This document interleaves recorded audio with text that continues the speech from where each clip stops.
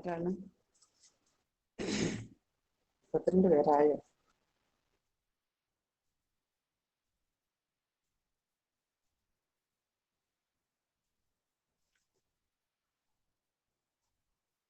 എന്താണ് ലൈവായിട്ട് ഇതാക്കാത്ത? 7 പേരായി. ആരൊക്കെ ഉണ്ട്?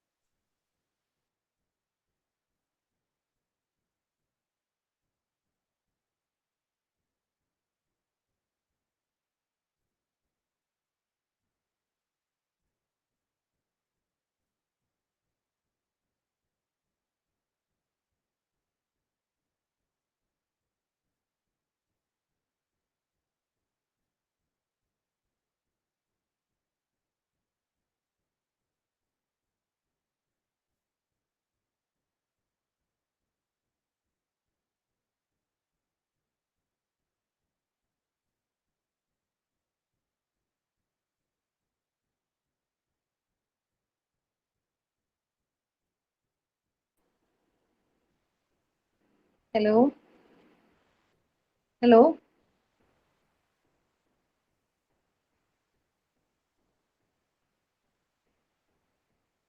Teacher. Good afternoon. Hello, Ansi. Good afternoon. Good afternoon. Okay.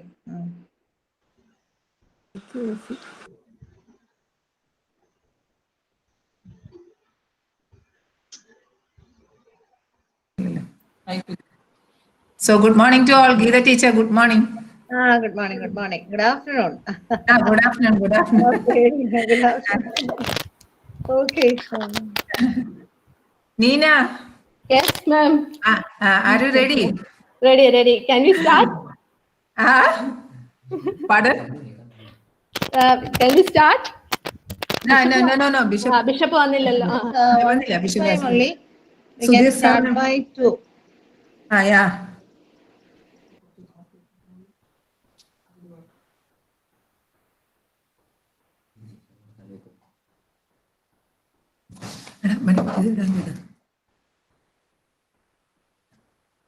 Molly teacher, good morning. Bishop വന്നു.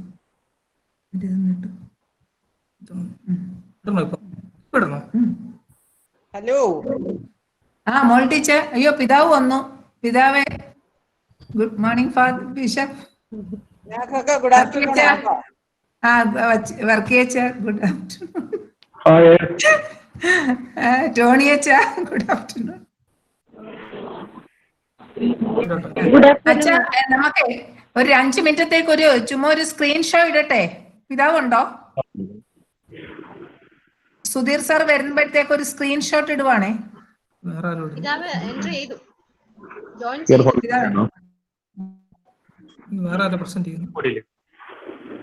ഫാദർ ബൈജു പ്രസന്റേഷൻ മോഡിൽ നിന്ന്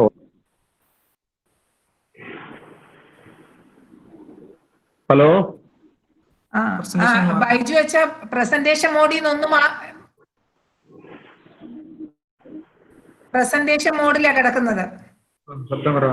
പ്രസന്റേഷൻ മോഡിലാണ് കിടക്കുന്നത്. ബൈജു വെച്ചോ. Georgen good afternoon. Georgen sir good afternoon.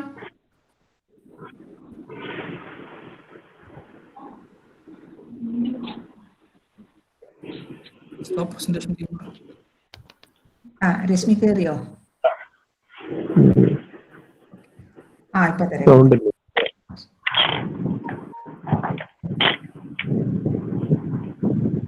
ഇതിന്റെ ഒരു അവസ്ഥ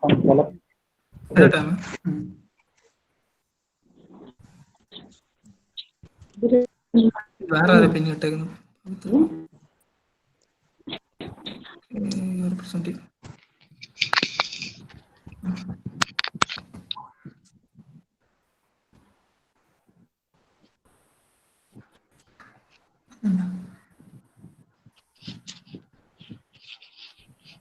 hello. Hello. Yes, Father. Sudheer sir എത്തിയില്ല. സുധീർ സാർ ഇപ്പം ക്ലിയറാ. Here's to the ones that we got. Here's to the wishing we can't live the night. Cause the dreams bring back all the memories of everything we've been through. Toast to the ones in the day. Toast to the ones that we lost on the way. Cause the dreams bring back memories, bring back joy. കിട്ടുന്നില്ലടാ.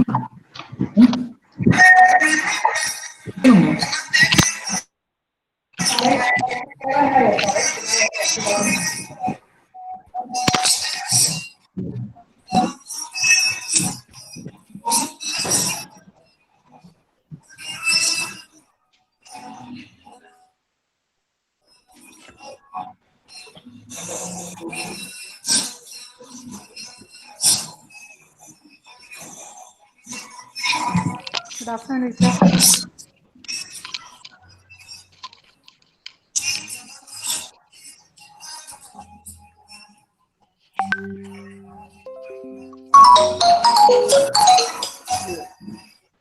കാണുന്നില്ല, കിട്ടുന്നില്ല, എന്ത് ചെയ്യും?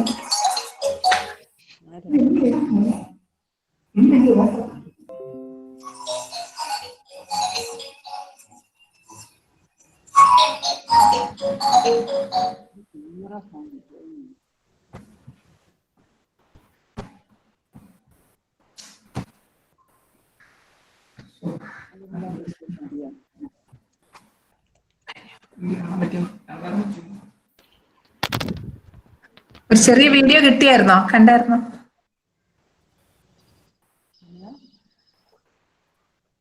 Sudheer sir കയറുന്നിടം വരെ ഒരു ഇതാണ്. എന്ത് teacher?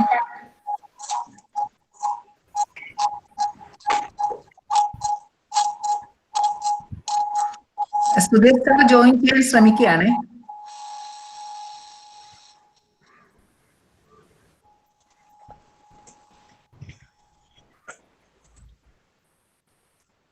Sheeba UAE-യിൽ നിന്നുള്ളവരുണ്ട്. Sheeba, welcome. Thank you, Jibby teacher. Good afternoon, everyone. Very happy to join this meeting. Bishop is there. Yes, Reverend Bishop. Good afternoon. I'm very happy to join this meeting. All good wishes to the success of this. Thank you to meet you all.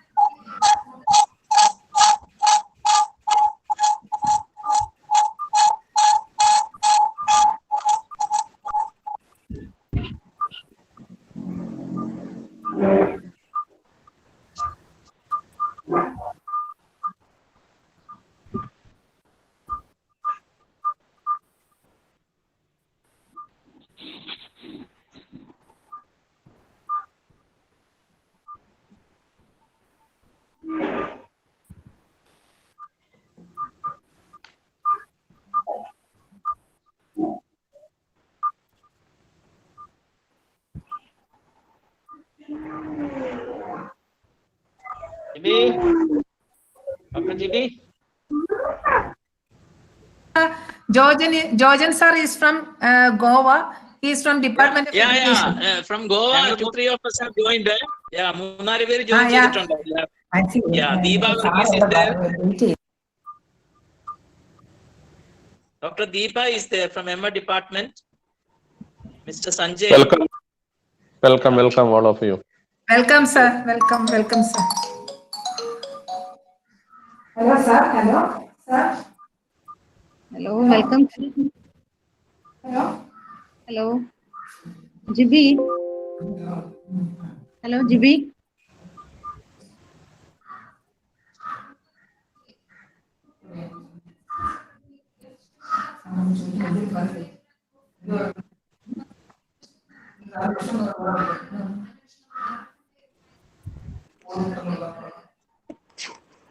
സ്ഥലം കയറാൻ പറ്റുന്നില്ലേ? മാക്സിയുടെ page അയക്കാം. അല്ല, പിന്നെ അത് ഇപ്പൊ അയച്ചിട്ടുണ്ട്. ഞാൻ ഇപ്പൊ പേഴ്സണലി സാധനം വാട്സാപ്പിൽ അയക്കാം. ഒന്നുകൂടെ. ഓക്കെ സാർ, ഒന്നുകൂടെ okay.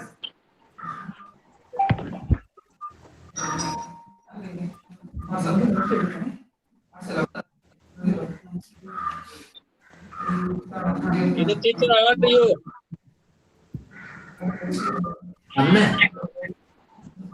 Either teacher. Hello. Yeah, either teacher, how are you? Hello, Rojan.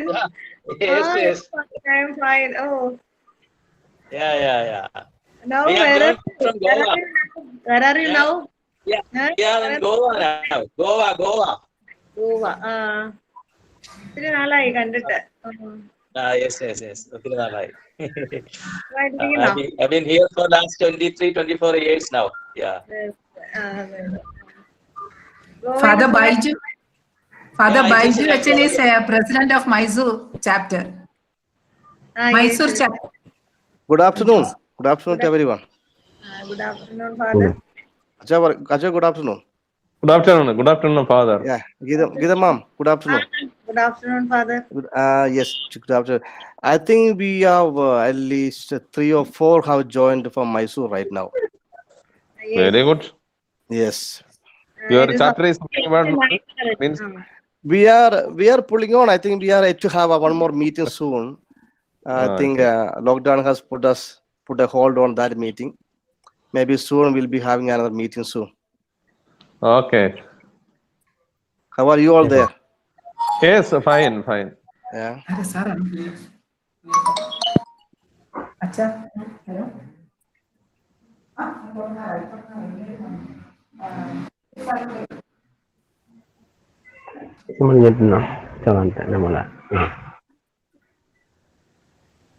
വന്നോട്ടെ, എല്ലാവരും വന്നിട്ടുണ്ട്.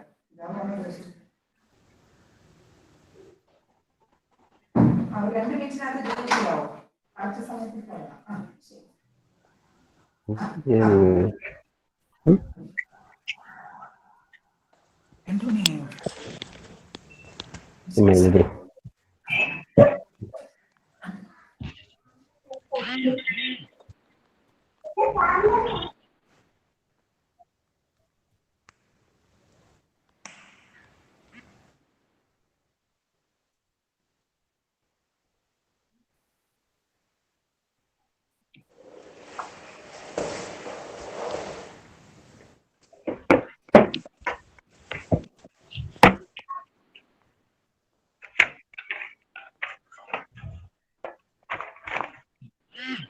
Dr. Sam V. Daniel is there, yeah? Dr. Sam V. Daniel.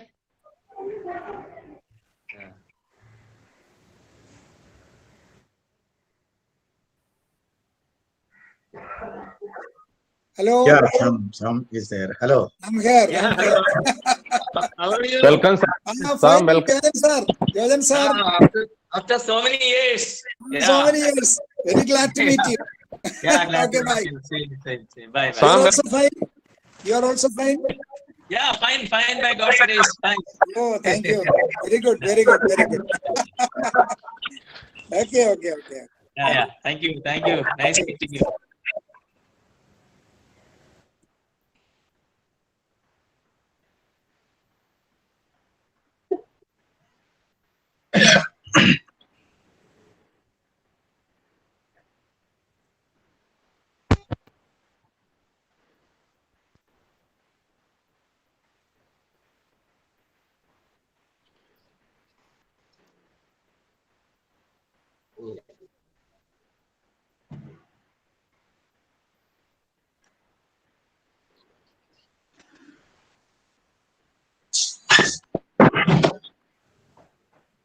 All are ready? Yes. Yes. It's already 2 o'clock. Waiting for Sudhir sir. There's a waiting for Sudhir sir. Oh, I see. I think he will join. He will join. Yeah.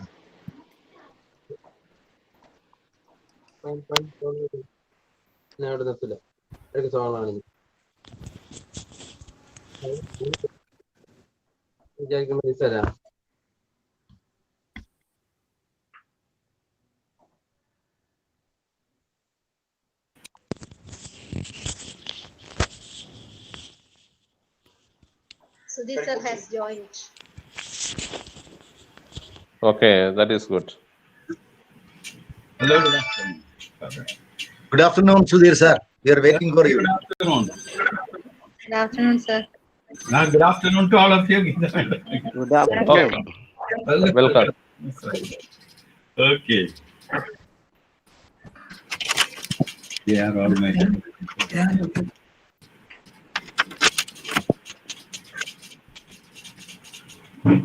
GB ma'am, let us start. Okay. Okay, Father. അല്ല ബിഷപ്പിനെ ഒരു minute ഒന്ന് വിളിച്ചോട്ടെ. Yeah, our bishop has not joined. Let us wait. Yeah. 98 are read. 97. Now it is 97. That is a good number. Others also may join.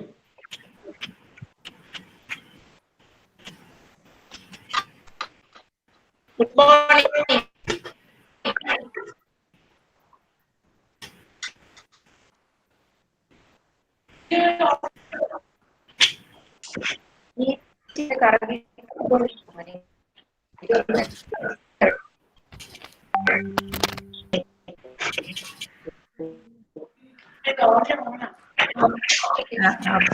Father Abraham Talothi is here. He is the General Secretary of Airio Global. Father working at is Vice President. Dr. Jacob Matthew sir is also Vice President.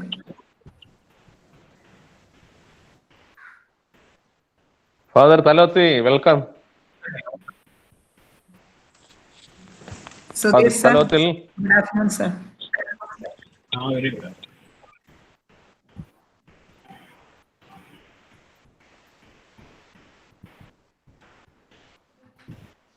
A bishop will join now. Hello.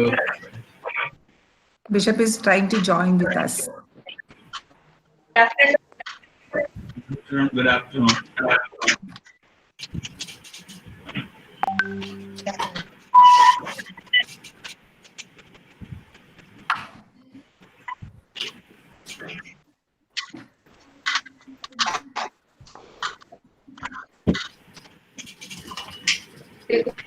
Sir. Good afternoon. Good afternoon. Teacher. Hello. Good afternoon, Sudhir sir, and all of you. Good afternoon, listen, sir. Good afternoon, sir. Good Yes, sir. Good afternoon.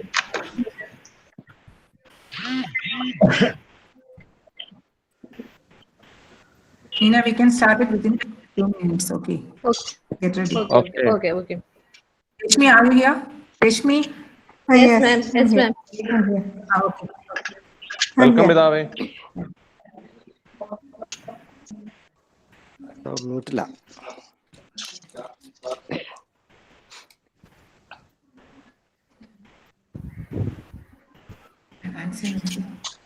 നമുക്ക് പിൻ ചെയ്യാൻ പറ്റും.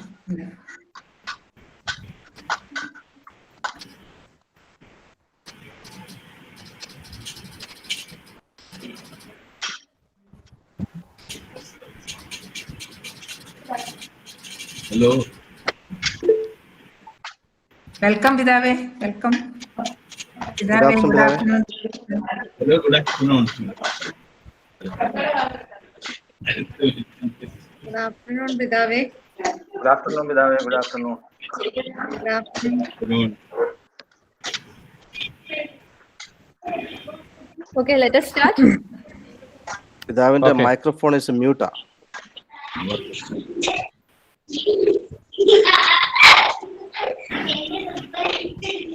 Vidave, shall we start? Vidave? Okay. Shall we start? Yes, we can. Sure. Nina teacher. Okay, ma'am. Good afternoon, respected dignitaries and participants. May I request you to mute your audio, please? May I request you to mute your audio for the kind listening and active participation in the event? Please.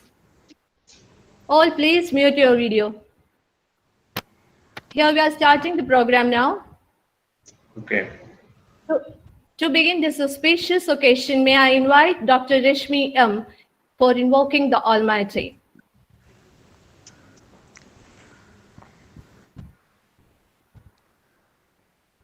സത്യമായി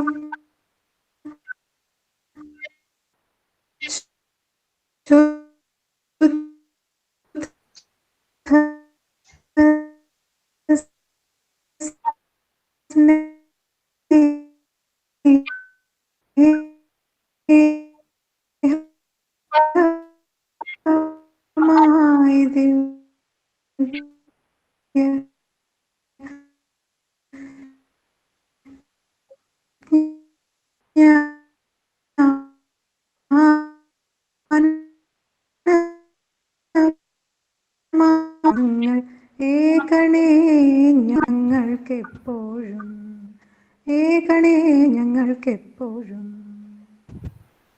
Thank you, ma'am. Airio, Association of International Researchers of Indian Origin, Global Meet 2020. As we know, this association is aimed at nurturing of Indian researchers, sharing ideas, honoring accomplishments, motivating new researchers, and promoting Indian culture and heritage. As part of it, now we are assembled here, and for that, now I invite Dr. Geeta M.S. Pranaun, educationalist and President Kerala Chapter Airio, for deliver the welcome speech. Good afternoon, all of you. Good afternoon, ma'am. Good afternoon. Good afternoon. Audible, ma'am. Audible? Am I audible, Yes, ma'am? yes. Yes, Yes, ma'am. yes. The dignitaries, His Excellency Reverend Dr. Joseph Mar Thomas, the Emeritus Professor Dr. M.A. Sudhir, the teacher educators who are going to be honored and felicitated in this function, other eminent speakers, and other organizers of the program, and dear Airio members. I hope all are keeping safe and healthy. Most of the participants in this online program are teacher educators and PhD holders and other organizers of different colleges and students of universities and colleges. As you all know, we are moving through a period of turmoil. The universities and colleges, college campuses, which were earlier reverberating as cultural hubs, have been impacted significantly by the rapid spread of coronavirus. This created an uncertainty regarding all aspects of higher education. That is what we know from news and newspapers is that higher education, both domestically and internationally, has been disrupted so much. But the times are changing, and we are compelled to believe that this is a time for the survival of the fittest. To survive in this world, all of us have to find out a different approach or a different method or a different solution. The pandemic has worked as a catalyst for the educational institutions, and they tried to grow, and most of the institutions tried for new digital platforms and techniques they have not used before. The educational modifications in the COVID-19 period seems to be a live example of how need comes the mother of invention or reinvention. The pandemic has steered the educational sector forward with technological innovation and advancement by allowing the beneficiaries to adopt online platforms and to charge with virtual study centers everywhere. But the other side is that higher education is seldom about exams, classes, or grades. Rather, it is about an experience that prepares the students to become a functionary or functioning member of the workforce with requisite knowledge, with requisite skills, and life experiences.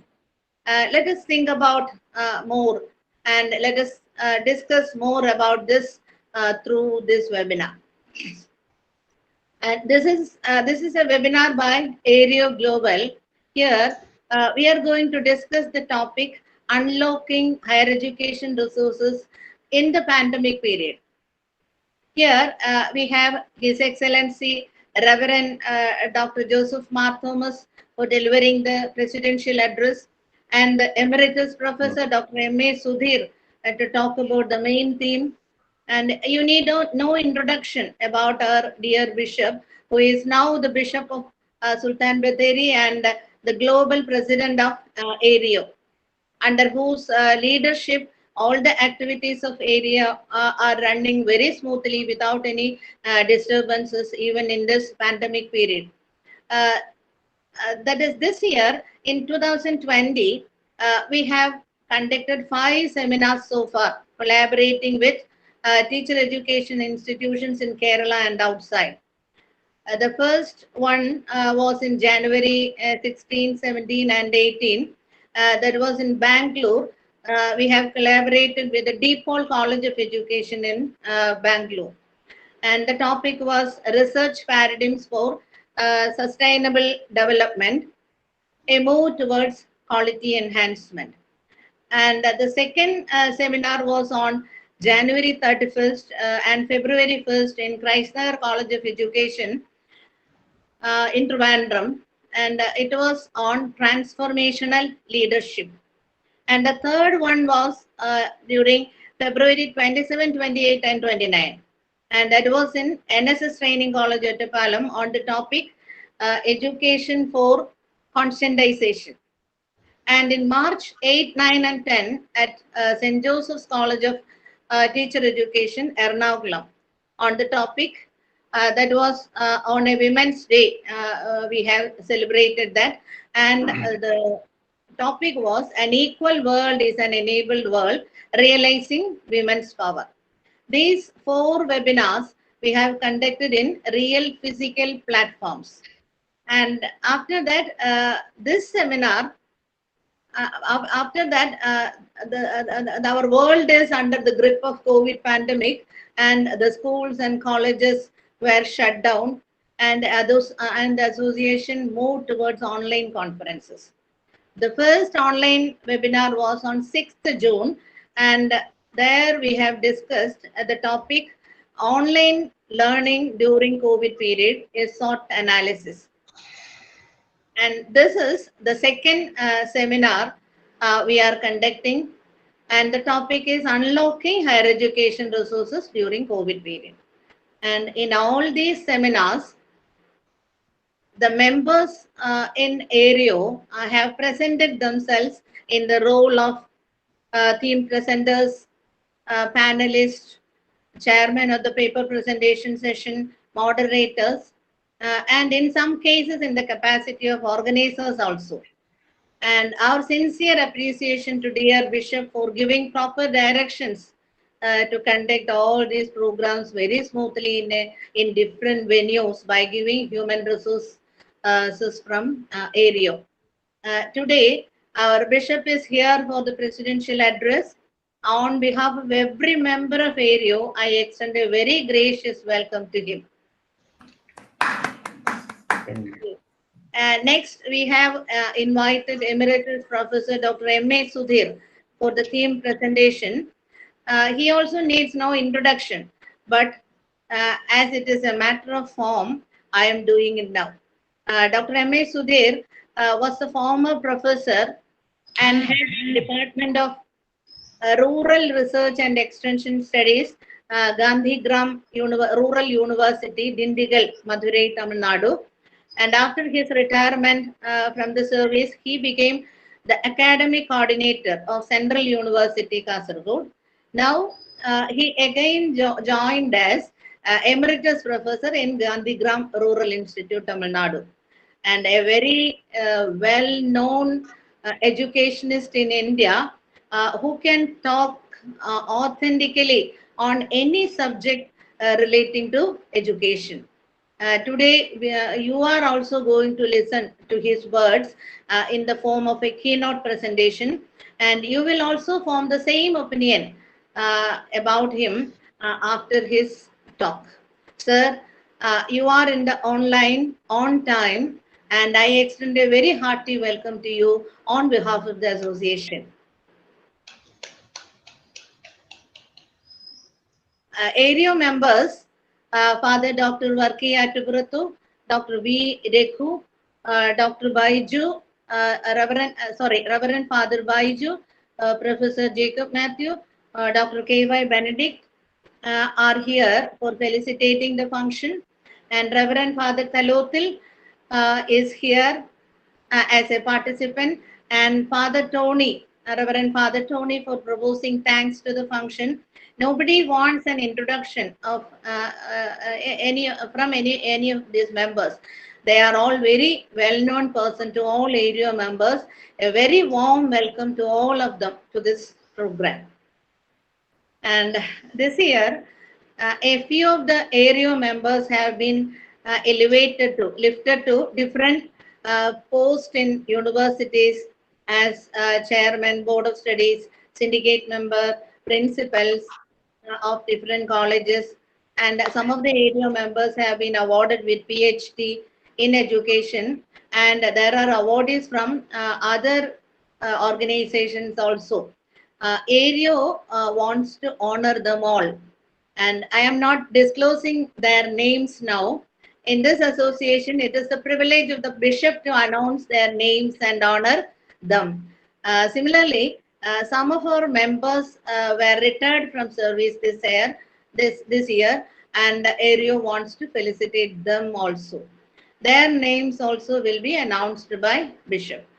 I welcome them also to this function. In this webinar, we have participants from Kerala and outside, including the delegates from outside India. And even if this is an odd time for the outside delegates, we are expecting a few delegates from US and Bangkok.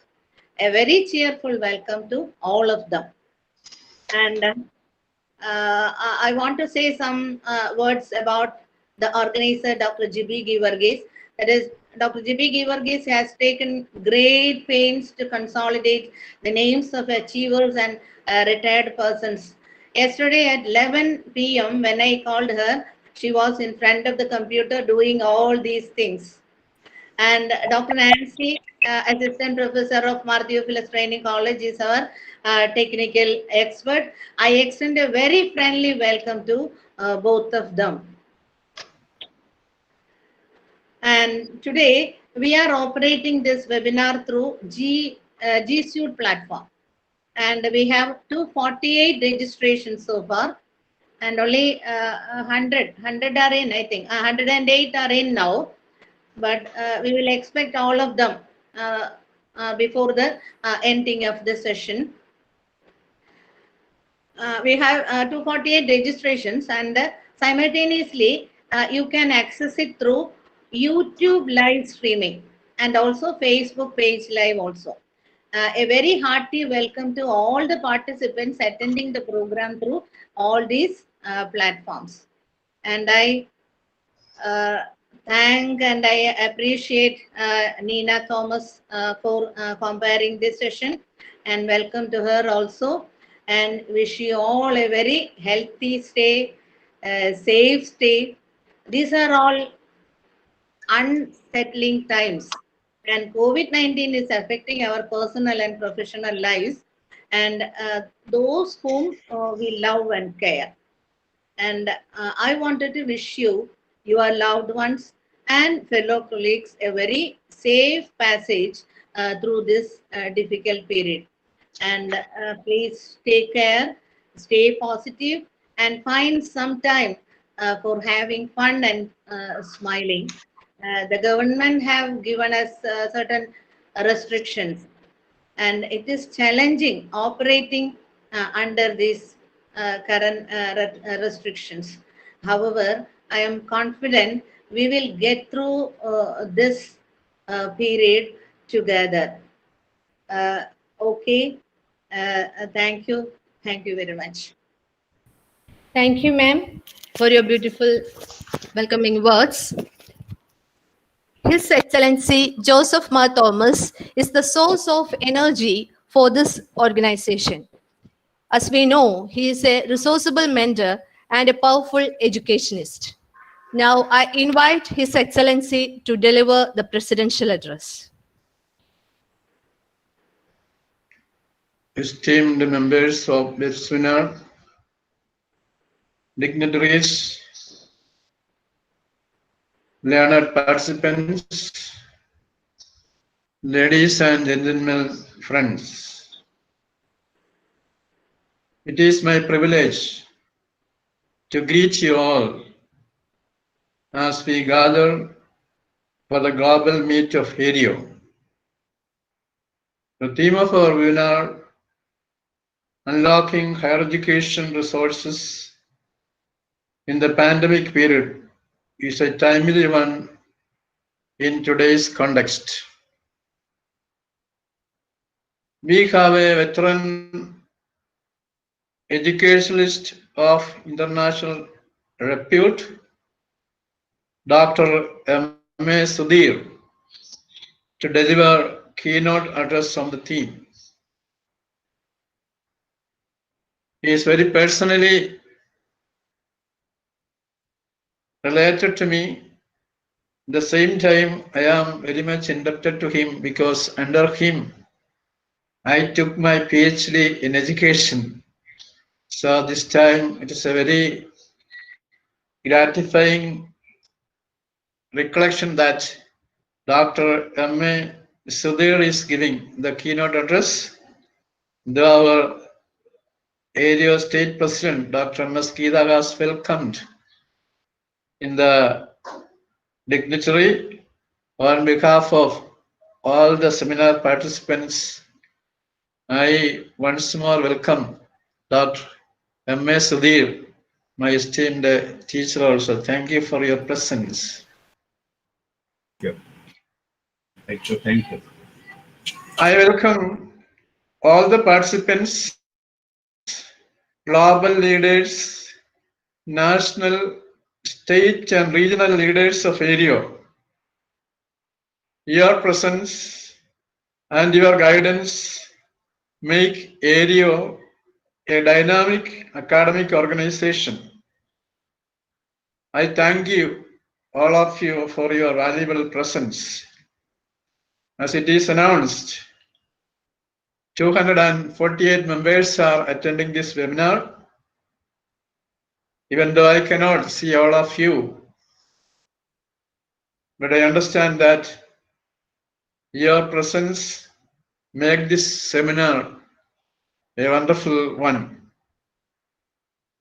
Today's seminar, it is understood that delegates from outside Kerala, I see some of my former students, I think it is Shiba and so on, can see their faith. So we have delegates outside Kerala, George and Matthew, Department of Education, Goa, Reverend Dr. Baiju Anthony from Karnataka, Dr. Anu G.S., Dr. Veena Mohan from Amit University, Uttar Pradesh, Dr. Shiba Mustafa, our student from UAE, Dr. Brisson Johnson, UAE, Deepti SS UAE, Mrs. Asha from Maharashtra, Miss Anu Rachel from Assam, and many friends from Bangkok. As the president of this institution, I especially appreciate your presence and extend our gratitude for your participation in this seminar. COVID-19, a tiny virus, has posed a tremendous challenge and revolutionary change in the history of humanity. COVID-19 actually made a great division in the human history. In history, usually we study. History is known as BC and AD, before Christ and unknown Deva. But COVID has made a division BC and AC, before COVID and after COVID. And this division is creating so many challenges as well as problems. In research, we say that every problem is a new possibility. COVID-19 brought untold miseries in one side, whereas it has opened up new possibilities for higher education. It has changed our life, our family atmosphere, our food habits, our travel, our worship, our human relations, celebrations, and so on. It has already made great impact on all areas of human life. In the scenario of education, it opened up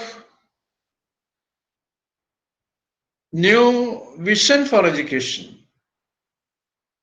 We usually speak about in higher education 4E of education. It is expansion, equity, excellence, and employability. But COVID-19 has opened up a new platform, that is online education, which is confined in 3A, that is access, virtual reality and augmented reality, and artificial intelligence. This is a new area where higher education can concentrate and use it for the betterment of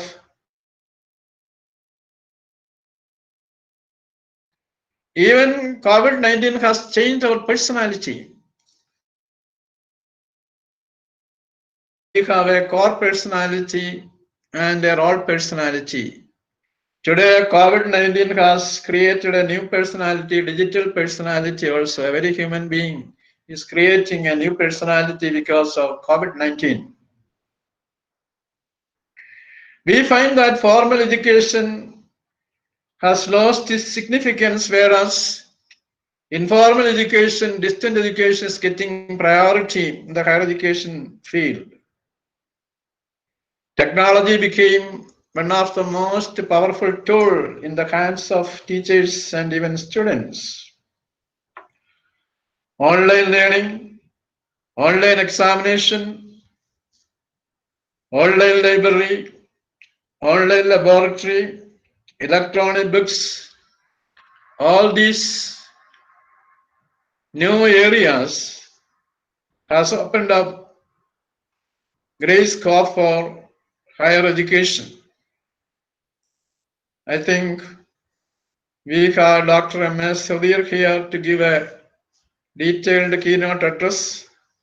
Therefore, I won't take more time for deliberating on the subject as such. The second part of this web seminar is a very pleasant duty from my part. That is, we are congratulating the achievers of this year. We have several area members they have added special achievements to their work as well as their positions in different institutions. As our Dr. Geeta Ma mentioned, it is my duty to mention their name. Dr. Bindu R.L. She is the Dean of the Department of Education, Chairperson of PG Board Studies. She bagged Education Leadership Award for the Best Professor in Education, Fabulous Professor Award 2019. It is our pleasure to convey our best wishes and prayers for Dr. Bindu R.L.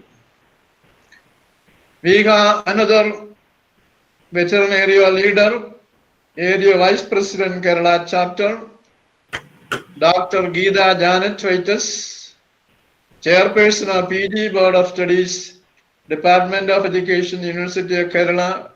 We convey our greetings and best wishes to Dr. Geeta Janet.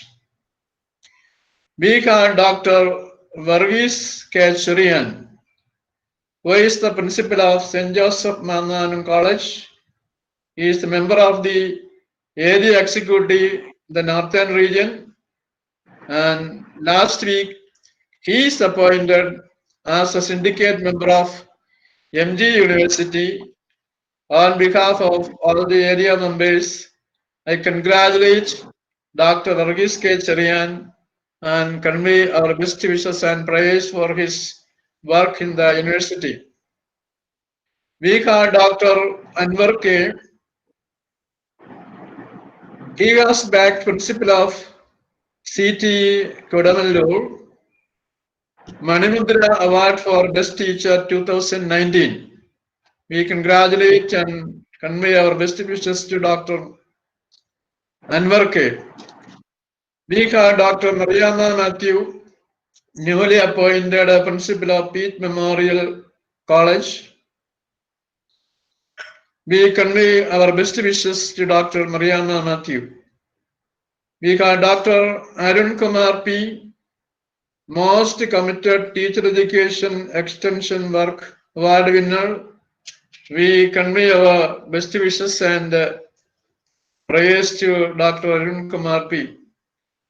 Dr. Anila Chako, she backed Dr. N.B. Pilla Memorial Literary Award in February 2019. Dr. Anila, we convey our greetings to you. We have 4 PhD holders this year. Dr. Jayakrishna, Government Training College, PhD in Education. Dr. Helen, PhD in History. Dr. Bindusha K, Doctorate in Education. Dr. Sridhar, Headmaster.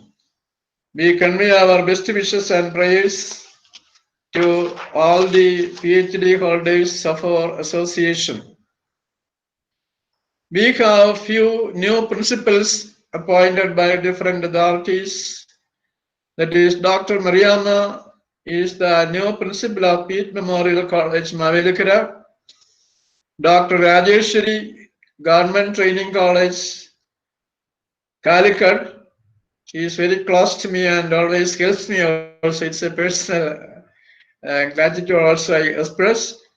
Then Dr. Leda Devi Amma, Kerala University Center for Education, Karivattam. We are so happy to extend our prayers and best wishes to the newly appointed principals on behalf of all the participants of Airio. We have some teacher educators retired from service. That is Dr. B. Suresh, Government Training College, Dr. Venugopal, Government Training College, Dr. Litson Raj, Government Training College, Dr. G.B. George, Pete Memorial College, Dr. Praveen, Government Training College, Thrissur, Dr. Madhu Bala, Kerala University, Karivattam. And we are extending our best wishes and prayers for a happy retired life. Retirement is only a technical reality. You are very learned, experienced, and you all can share your valuable experiential knowledge to the coming days with Airio and different platforms. And this is a very happy moment because I would like to thank the Theophilus family, especially for arranging this seminar. And master brain of this seminar is Dr. G.B. Givorgis. And I congratulate DB for arranging such a beautiful seminar.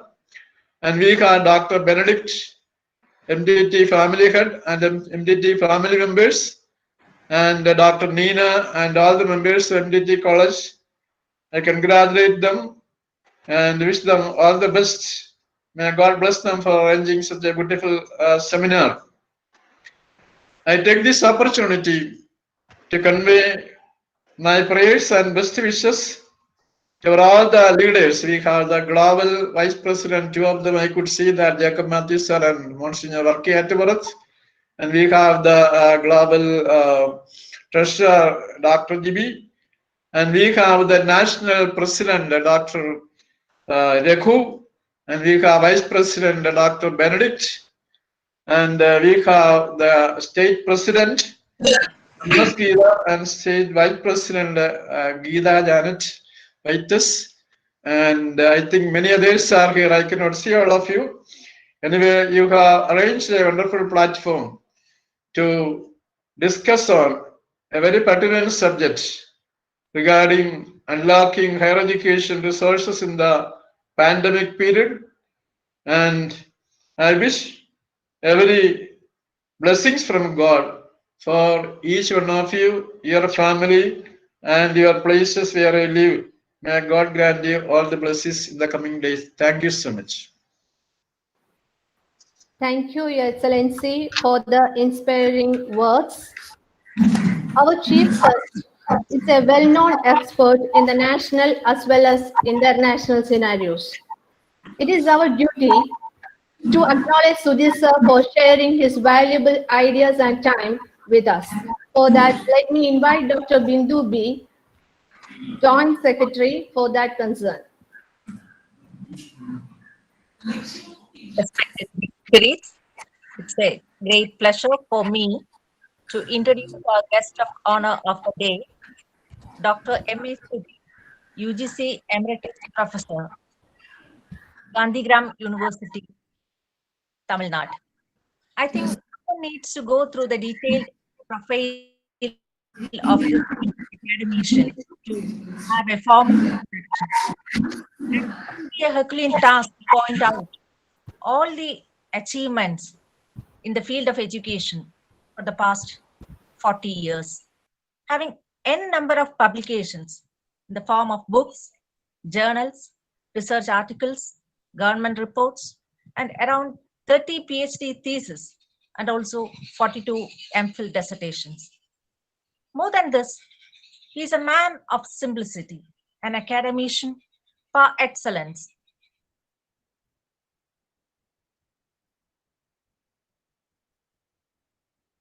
Sorry, somebody muted Bindu ma'am, please. Sophie Biju, please. Okay, Nancy can move. It's okay. Okay, Bindu ma'am, continue. He's a man of simplicity, an academician par excellence, and expertise to various national bodies, and whose academic vision has strengthened and modeled the national and international teacher education scenario. On behalf of all participating in this webinar, I welcome you, sir, to this session. Welcome. Thank you.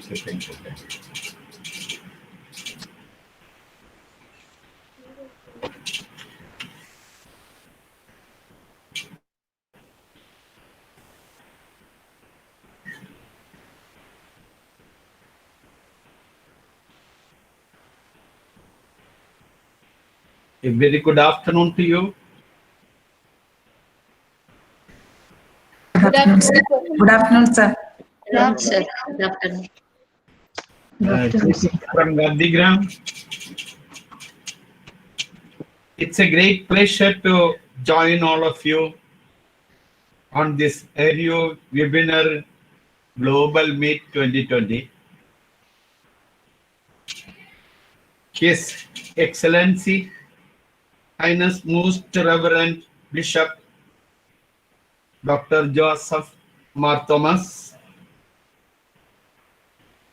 Dr. Raghu, Dr. Benedict Sir, Dr. M.S. Geeta, Reverend Father Dr. Varki, Dr. Jacob Matthew Sir, Dr. Biju Anthony,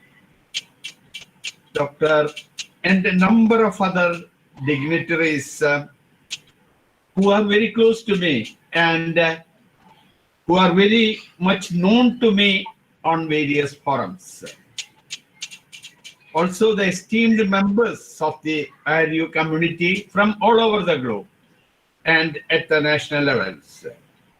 And members, esteemed faculty members of Mar Theophilus College, who is the college which is felicitating this event today.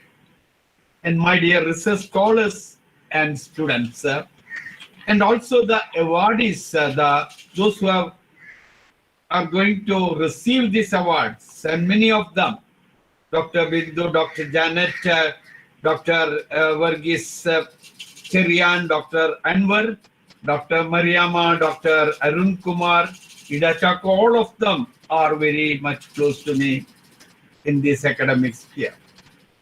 And also the PhD scholars, I may be involved with in one way or with the other, with all of them. And the principal, those three principals, Dr.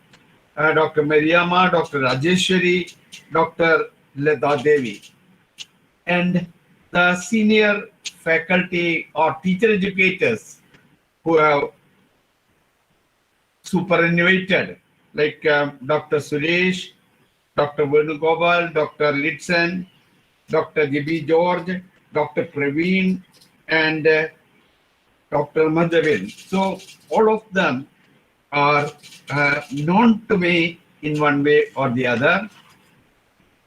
And it is indeed a honor, I consider it a honor for me to participate in this global meet of Airio,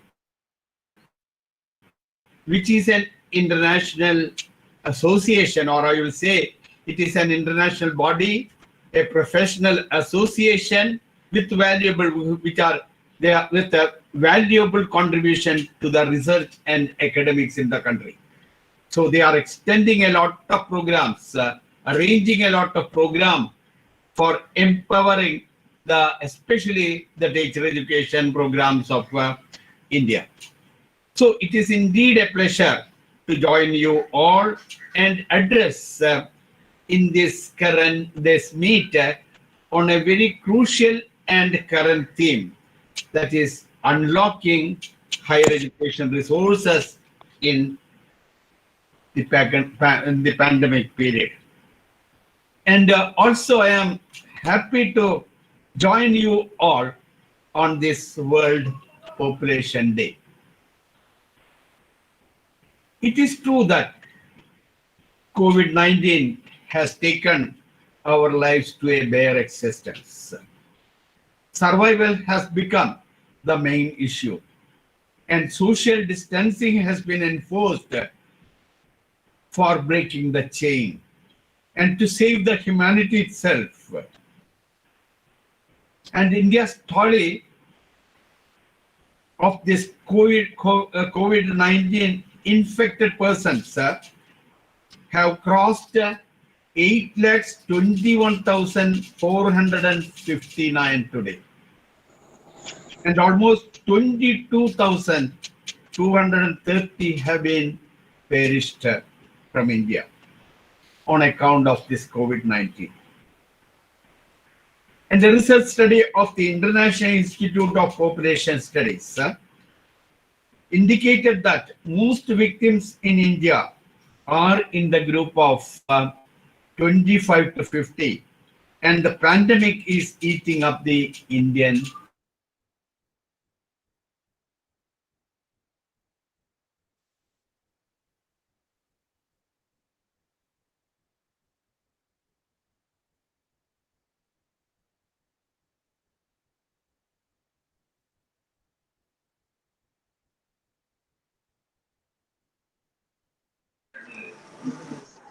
Nancy.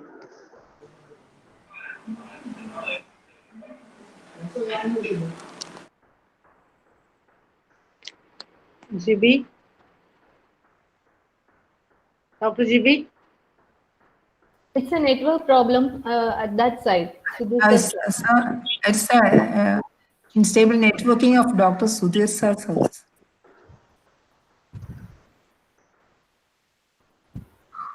Ma'am, can you ask us to rejoin back? Then it will be. Yeah, I will call.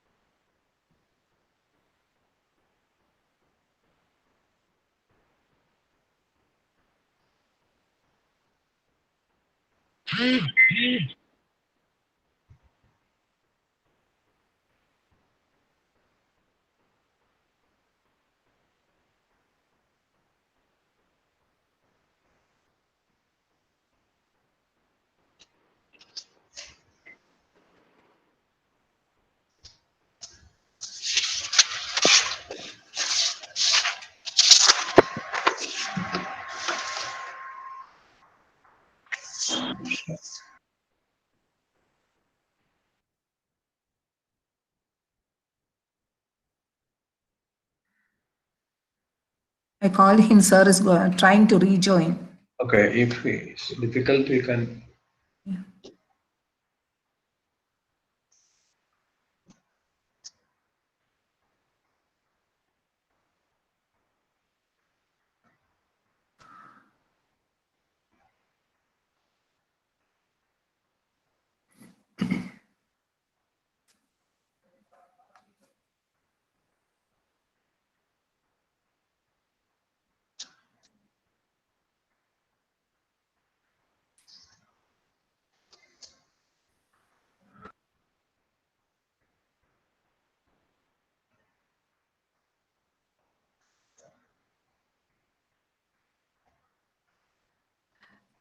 If it takes time, we can go for the recitation. No, I am back. Okay. Okay. Hello. Okay. Father, I am back. Thank you. Thank you. Sorry, man. So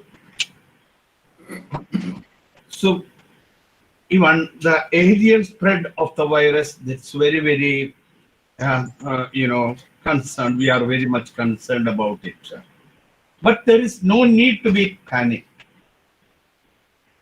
We should be careful. We should be vigilant, well planned and prepared. So these are the things which we can, help us the courage to fight against this the pandemic. And we should have this to face the crisis, and we have to tide over the crisis. In this context, the current topic, unlocking higher education resources in the pandemic period, is highly significant. So we have taken, or the meeting has chosen, you have given me a very crucial topic. Let us try to highlight this topic from its negative and positive aspects. But let me start with a promising note. That is from many of the research findings I have seen, or we have been working out, wherever the people's awareness of the pandemic is better and their level of education is high, the incidence of infection is relatively low. So this gives us a clue how to face this, or how to tide over the challenge of this pandemic. Or even I will say, higher education has tremendous potential for transformation and development. and it has the precious resources and is a treasure to build the consciousness and reconstruction of the society. So this I am linking it with the words of our nation, Mahatma Gandhi. He says that education has the potential for developing the consciousness and reconstruction of the society. So from this angle, we can say the higher education, it has the main mission, or that there are three goals for this mission. One is the harmonious development of the individual or our students. This is the, they say that one of the most crucial or the primary goal of higher education, harmonious development of the individual. And of course, the second one is the scientific advancement of the subject or the discipline in which we are working. And of course, the third one is the sustainable development of the society. So the student, the subject, and the society, all the three we have to take into consideration once we are in this field of higher education. And let us examine how best the higher education resources can be profitably used to overcome the crisis of the COVID-19 pandemic. At the same time, we should also look at the alternatives and reforms required in the higher education system to become a vibrant force to fight against the pangs and the blues of COVID-19. Of course, we have a massive higher force in our higher education system. As it stands, India has 993 universities in India. We have 931 colleges, and also we have 10,725 standalone institutions, which enroll about 37.4 million students a year. So this statistic shows that our system is massive, and it has that human power which can be taken up for any of the profitable or positive efforts to bring peace and progress in the country. Of course, COVID-19 is a challenge now, and it is no longer a short-term crisis for higher education, because last 3.5 months, the system has been suffering because of the COVID-19, and as we can say, even it has disrupted the education of 300 million students worldwide. And we can examine the COVID-19 pandemic impact from 3 aspects, or even I will say 5 aspects of higher education. First one, the research and development. Second one is the teaching and training. Third one is the service and extension. Of course, we have issues relating to admission, assessment and accreditation.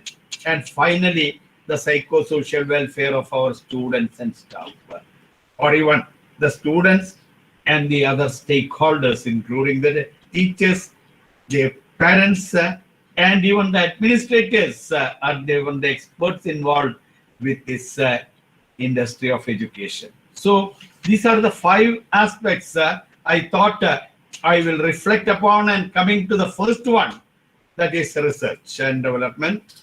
Promoting research and scientific advancement is of knowledge, that is advancement of knowledge, is one of the primary objective of higher education. I have already mentioned about it, that advancement of scientific knowledge. And research in universities has been affected to a great extent since the lockdown stages, or after this we have been affected by this pandemic. But the scholars and scientists have been constantly working. And they are working very hard. In spite of the difficulties, there are many scholars, and there are even scientists who are working very, very hard. And their research effort has brought out a lot of knowledge and a lot of ideas which can improve the situation well. And even many of them have continued their research projects. They have never kept idle. Of course, there have been some setback for experimental or lab-oriented research in our universities. And even some of the field-level studies, even some of the school-based studies may not be possible in this lockdown period or due to these lockdown conditions. But on the other hand, a number of studies have been done on online or on digital mode of data. That is, even the other day I was discussing with a number of colleges about their topics for dissertation for the MPhil, MAd, PhD level, and all. So they say that we can switch over to the digital type of data, and we can complete our studies. So with all the limitations, scholars and scientists have carried out highly crucial research related to, or we can even take up and continue that this crucial research related even to the pandemic and its containment. Of course, there are limited impact of the studies coming from universities or colleges on disease management stage at this stage. But we are looking for for a time where these contributions become very worthy and it will become very relevant to the present pandemic situation. Of course, I want to highlight one or two researches which has been carried out at the clinical or the medical research, medical level. That is, even the researchers have created an air filter, that is an artificial air filter that can kill coronavirus. And scholars have designed it and named it as a catch and kill air filter. Catch and kill air filter. And this can be used in the school situations and even in the hospital situations or even office rooms, conference room and all, where they can use this trap to either to contain or to catch and kill the virus or the coronavirus. So such type of a trap which has come out of the research findings of the scientists is most welcome. And also the UNESCO scientists that I already mentioned, that they say that there is a emerging evidence for the airborne spread of the virus, and they have, even ICMR has also accepted this this research findings. And we have to be more cautious about the aerial mode of transmission. Even earlier we were looking more of droplets and all. Now it is the transmission can also be through the aerial mode. So this is a very very cautious thing, or findings which they have advanced. So from here I will say that a lot of research we have a feeling that the research should not be only with the medical scientists. It can be with the educationists, social scientists, linguists, or even it can be with the historians. All of them can contribute well about this COVID period. And Father has rightly mentioned there can be an AC and a BC. So after that, such level of research, we have to look into what were the situation earlier and what we can do now, and what will be the situation after the pandemic.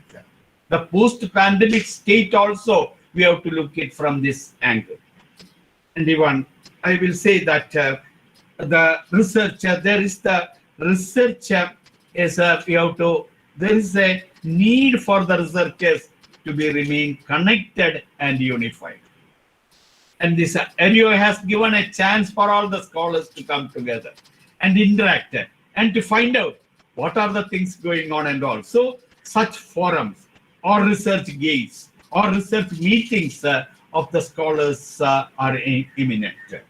And this can work, we can look for resources which is needed for the work.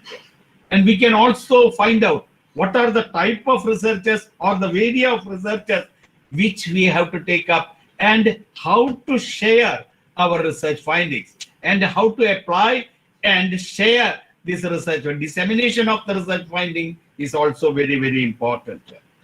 And even I have seen one of the research meet where they were telling the researchers to come out with outstanding publications of their research. And there is a mention that collaboration studies, sharing of results, and even the publications have also come up during the last 2 months. So that is a positive thing, that we are not withdrawing from the situation, we are contributing much from the point of view of research.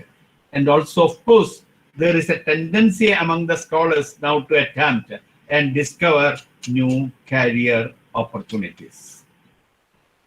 And that networking of the high quality research that will help even it will help to develop their area of research. And we can look for new designs, new methods, and how these methods can be profitably used or that can be used for the study. This is very, very important. And some of them, of course, there are limitations that we are unable to go to the field for data collection. And many of the academic activities have been ceased due to lockdown. So this is even I know that in Gandhigram Rural University and all, many of the scholars that we have asked the scholars not to come and do the research at this point of time. So even with the setbacks, how well we can look into this promoting the research. Some of the aspects which the UGC has also agreed, and we were been that at the last phase of May or the even in the later part of June, that they have opened up schools for these researchers and even to qualify them. Many of the PhD scholars, they were waiting and their results have been delayed.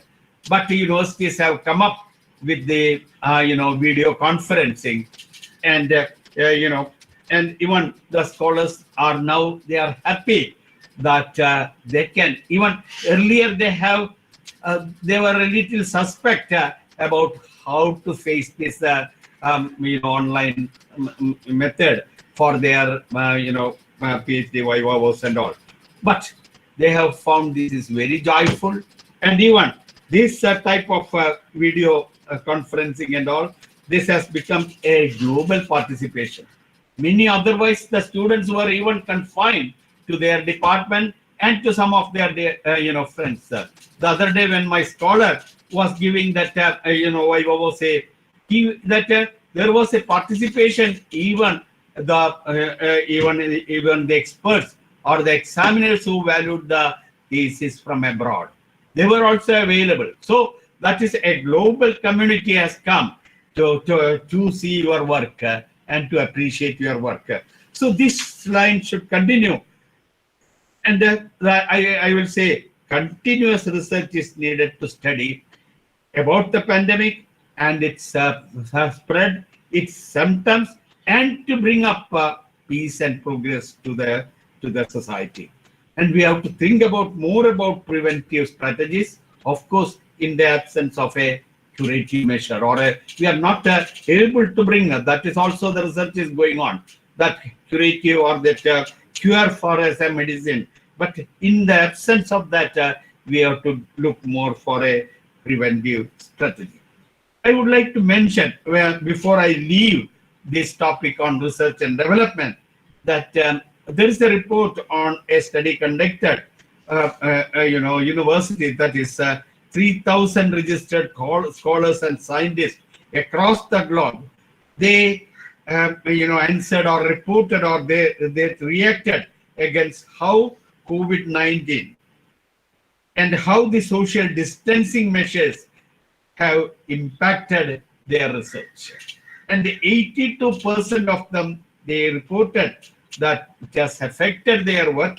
Nonetheless, they have found, very, very good alternatives or to continue their scientific research. And they have remained productive despite the limited access to the facilities and formalities. So they will be able to contribute to the academic activity and the scientific world. And they one or two points they have given is they were able to discover new areas or research fields.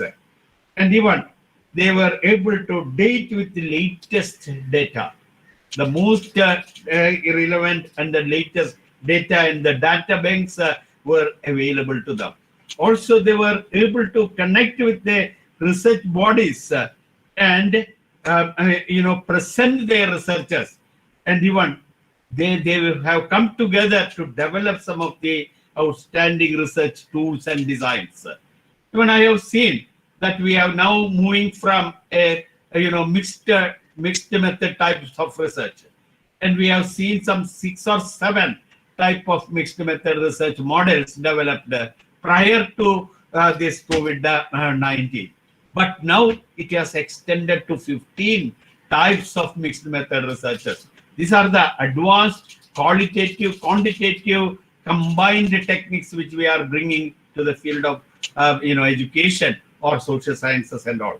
So, yeah, and also we have to keep track of the advanced methods and the advanced practices, and even that this we have to see how these practices or the methods or this research contribution, how it can be made use for the betterment of the society. That is very, very important.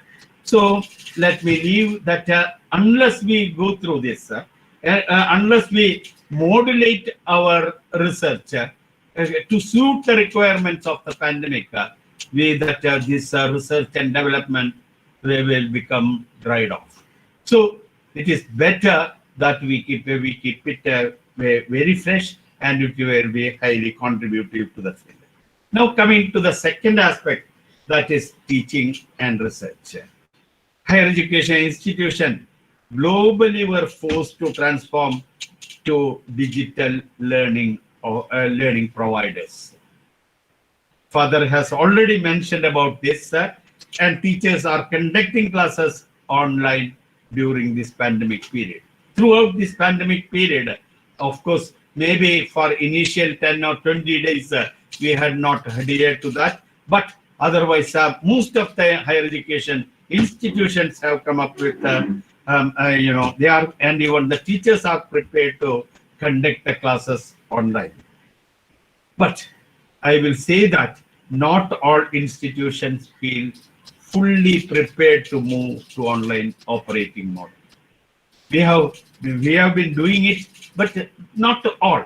That is quite a number of the institutions, that is higher education institutions, face challenges due to technological, due to pedagogical, and due to organization issues. That is content, pedagogy, and even the organization issues have come up. This has become drawback, or this may become limitations in switching over to the digital or online mode. And coupled with that, or even I will say, even the digital divide has been another constraint, especially in India. That digital divide as UNESCO has mentioned that 24% of the students have no access to internet. Perhaps this is may not be very true with Kerala or with the students in India, but it is true. If you take out Northeast and other Bihar and other places in India, this will become true. And even there are homes without electricity, and mostly and in the remote and rural areas, these advanced, learning or sorry, this digital, means have not reached the homes, and the students will get panicked. Or this is a very sensitive issue. It is going to be that divide will become very sensitive, and to any child in the world, because their peers or their friends are having an advantage, and even as Paulo Ferrer says, this digital will become a pedagogical oppression. We are oppressing these children, but we have to come out of it. We have to conduct a number of studies, and we have to see that these people are also empowered and they get all these gadgets and all, so that equally they can also be promoted, and the online online mode of that teaching, and that will become a very, very effective one. And I wanted to see that even the University Grants Commission, they have also brought out the standard operational procedures very recently, and even they say that they have granted time to conduct the end semester examinations and all, or even some of the universities or institutes have even they have done away with the final examination.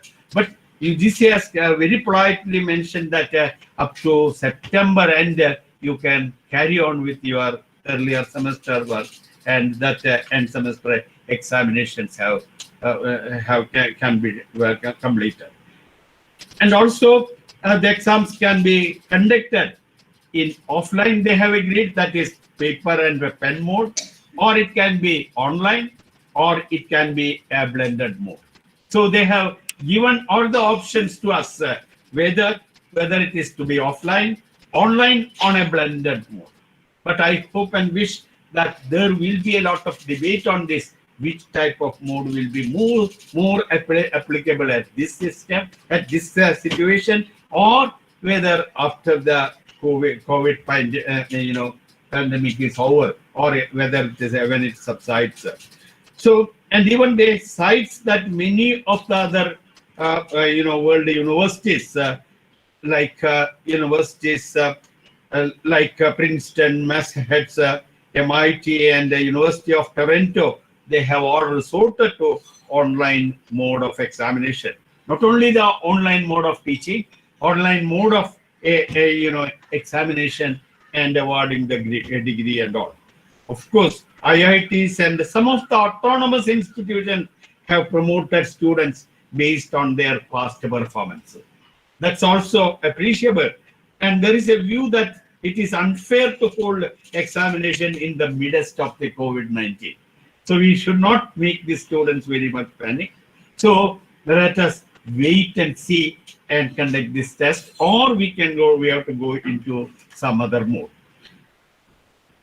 And this online mode of teaching, or the digital, if you recommend that digital mode, there is every possibility that the pandemic has forced us, that is to learn from home. That the student, there are two levels, that the students can always learn from home. They need not come to the institution. They need not go to the colleges and all. They can learn from home, that is LFH. And like IT industry people, our teachers can even work from home. This is I don't know how far this will be possible, or how long this will go, that is learning from home and working from home. And learning from home, there is every chance that this will make a digital savvy stakeholder world. That is, everyone will become very digitally savvy. and they have to depend. And the students, even the staff, staff or the teachers, parents, all become totally dependent on the digital learning, or even some of the apps which we are bringing up. So that will happen. We have to be completely dependent upon them if you go into that model. Of course, we have started about the e-content resources, e-PG Pathsalas, and e-learning platforms and all. But beyond that, now we are bringing into new platforms. And Father has mentioned about the artificial intelligence, and even I will include that machine learning and the blue brains. This can create we can create an artificial brain that can think, that can respond, that can analyze, take decisions, and even reflect and recall. They can return, they can recall. So all this, whether because it is a mechanically formed brain which we can move or bring it to our classroom practices. So this thought is also coming up. If this digital era continues, and I will say that this is the reinvention and reforms which we are looking forward. And but I will say higher education cannot keep off from our traditional type of learning. This can, because there is a chance that and even we have seen, although we are now advocating for digital or blended type of learning, and this will become more flexible and all, sure, and it may be effective also, but there can be chance, our traditional method of teaching and that classroom interactions and bringing up the ideas or constructing the ideas of the students, that we can never leave. Whatever be the conditions, of course, pandemic has become a catalyst and almost steered the higher education system to experiment with a paradigm shift. That is the digital or blended type of learning we are looking into. And even, the other day when we were in the NCRT, they were thinking about emergency remote teaching. That is, ERT is coming up. That we can reach in an emergency system. We can take up this media and channels and YouTubes and all. From there, we can bring an emergency remote teaching system.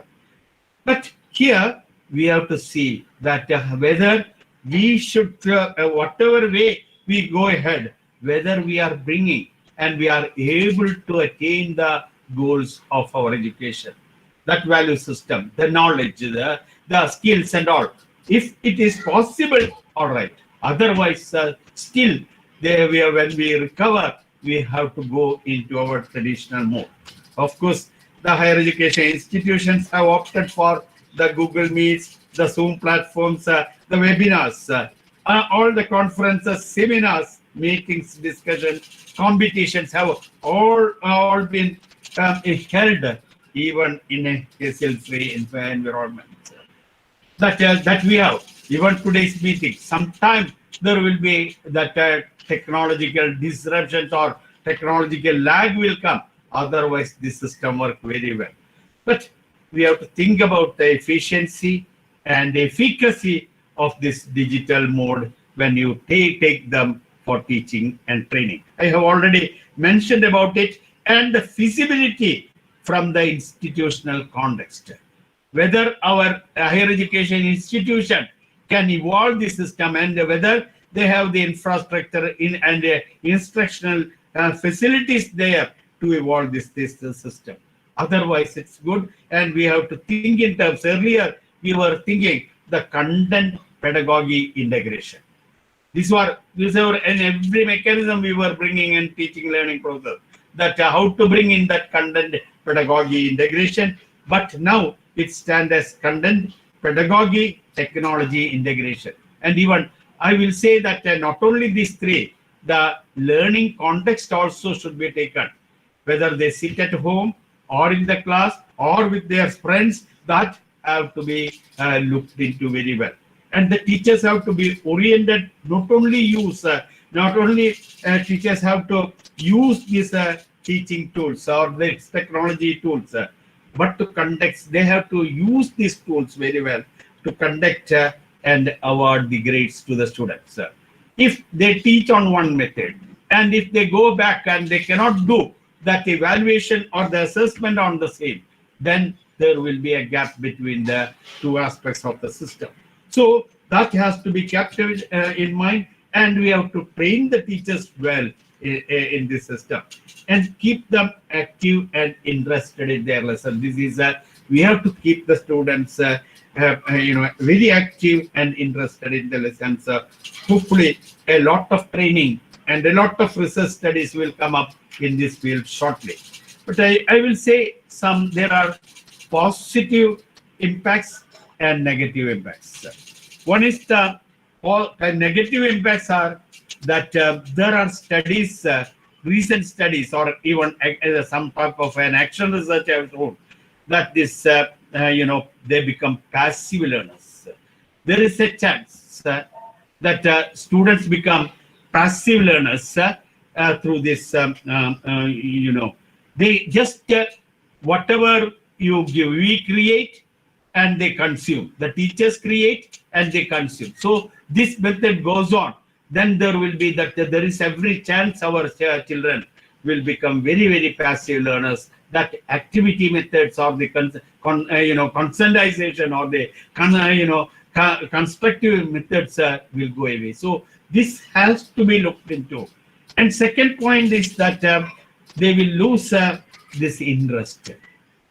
Initially, they will get excited very well, and they will be, with us. But what will happen in the time? There is a time lag in that one. Sometimes the attention that they will lose their they will lose their interest. That's why they will divert their attention and they will go into they will have another mechanisms, or there are other fields that they can even be attracted to them, and they will keep off from their studies also. And finally, I will say that the gadgets have their own some sort of a limitation. That is 20 minutes we can speak. Even I think I have to wind up now. Then we have to 20 model we have brought up. 20 seconds we have to give that we can speak for 20 minutes. Then some 20 seconds will be off, and and the students also, or the individuals should be keep away from the gadgets 20 meters. So these are very, very crucial things. So we cannot forget about these negative aspects, but there are positive aspects. That is, blended learning will come, and the new norms and modes of learning will come, and there will become a lot of collaboration in our teaching and learning process, and even as I mentioned in the research also, and global standards and practices will come, but also this will come, that global standard practices and all. There may be a chance for entering the predators into the pedagogic field. They may also enter if you go online most of the time. I will take another couple of minutes that I have mentioned about the teaching and research and all. Now let us think about our students. What that it has been shown that that single domain specialization will disappear. The students want to be multidisciplinary. They should be more problem-solving approaches they need, and they wanted to be multi-skilled. That a multitask-oriented, multi-skilled, that type of a teaching learning process they wanted. And and the multi-skilled means that it is not only their soft skills, not only their proficiency skills, but they need a lot of life skill also, for them to face this pandemic situations and all. And all the 10 life skills which that WHO has mentioned, these are very much relevant. That is self-awareness and that empathy. That is, both of them are needed. Then they critical thinking and decision making. These are very much needed. And critical and creative thinking are needed. Decision making and problem solving, interpersonal relationship and effective communication, and the stress management, and what I will say, the coping with emotions or balancing your emotions.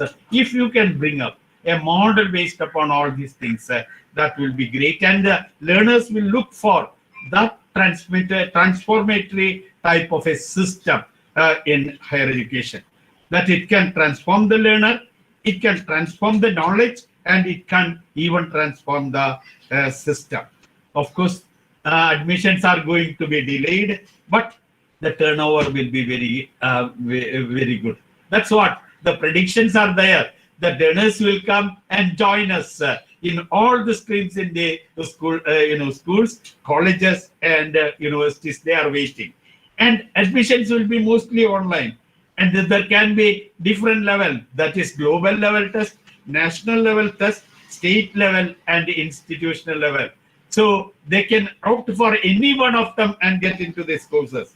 And there can be a chance that admission will be based upon the quality of this institution and the scholarships availability in that institution. And some of my suggestions are, this research project and research grants needed to be extended. Whatever the ministry is giving or the government is giving, that has to be extended to the scholars and to the teachers now. And it has to be enhanced also. And the period of assessment, period for assessment, accreditation, and even recognition. Many of them institutions are even panicked whether they will lose this recognition and all. There should be given an extension of time so that they can apply, they can take some more time for going into the assessment, accreditation, and recognition. And higher education should remain a priority sector, and it should provide, financial support not only to the institutions to develop the infrastructure and for their operational activities, but also financial and fiscal strategies should be there in the form of scholarship and all to our young and budding scholars. So I think these are some of the things I have taken up. Of course, we will. There is a negative effect for this with the pandemic. We are missing our their classroom, the exams, the debates, discussion, peer interactions, the culture, sports activities, and all. But even I can say the university campuses or the college campuses have become very quiet and deserted. But but many of our scholars they have thought about creative ways that they have not left out. They have come up with creative ways for countering their boredom, and even these negative feelings. Many of the college students, they have taken up, they have done admirably well, undertaken community services, information dissemination, and even they have joined some of the volunteer crops, even in the states, or even I know in Tamil Nadu and all. Many of them are as a voluntary crops, they have extended their resources and their help to the needy people, even in the states and these local areas. One or two I wanted to mention. That is one of my students, Dr. Paul Bhaskar. He has he has started a peace trust and a network of people. If you want any help, medical help, or if you want to help for getting some permission or certificates and all, or if you have an education problem, you can. Many of the people they go to Paul Bhaskar. Even they come to me, and I will ask them, you contact Paul Bhaskar, he will be ready. And another scholar that he is working from Palani, that is Venkatapati Raja doctor, he also did PhD, because he came to PhD during another pandemic situation. In 2000, when I joined here in 1995, he started his studies on the pandemic, HIV and AIDS. But now he says, I have achieved there, and we have done enough and more. He used to have the packages to go to the colleges and universities for awareness building. But now he has taken up in this pandemic, containment programs. Or even he says that I have developed my own package, and many of these assistance I can extend to anyone, anywhere in the world. So such students are also being brought up, and our system, that higher education system, we can boost up this. But of course, with all the difficulties we are functioning, and the teachers, when we come to the teachers, we want a teacher to outshine this situation, a professionally competent, humane, and a reflective scholar. That is the type of a teacher we need at the higher education level, and we have a model now developed. That is, he should be an empathic teacher, and we have 5 components in that model that teachers should reflect on: empathy, efficacy, efficiency, and excellence. These are the 4 components which are coming up for a teacher. Empathy should be there, efficiency, efficacy, and excellence, and it should finally go to that resilience. He should have the power of resilience, that is coping up with the crisis situation, and capacity to recover this situation this quickly. Not only for him, but also he has to take up his students along with them, and even the society along with him from the dangers of this COVID-19. And I hope and wish I will. It is high time, and I will stop here. And if you have any questions, of course, it will be a privilege for me to answer that. And thank you very much, Airio, and all its members for inviting me for this keynote address. Especially, I am very much thankful to my dear friend, Dr. Viregu.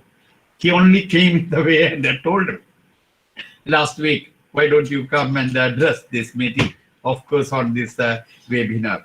And I feel proud, and many of this, any one of them, I say that Dr. Givarkis, she was very, Gibi was very cheerful to me and very attentive to me, and he came up all the time, helping me to address you or to contact you and all. And I will feel proud. I feel I have participated in this year global meet, and also I feel elated that I am a part of Airio now. Thank you. May God bless you. Thank you. Thank you. Thank you, sir. Heartfelt thank you, sir, for your enriching and inspiring words, which really emphasize on the sustainability and progress, even in this crucial time. Anyone have any questions to ask you, sir? You can give in the chat box.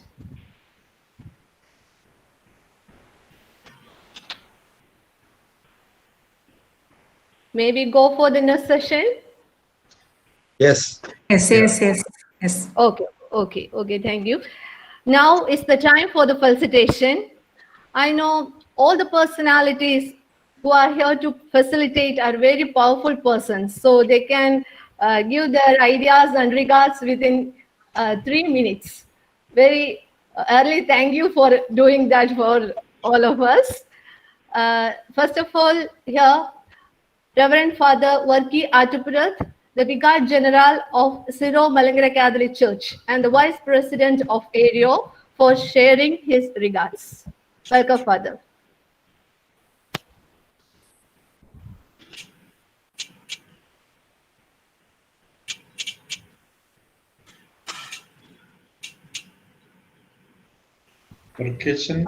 Father is here. Father was here. Not seeing. Not seeing. Otherwise, Can go to the next one. please move on to the next person. Ina, please move. Yeah. Now I invite Dr. V. Rekhu, prominent educationalist and Airio National President, for his regards. Well, am I audible to you?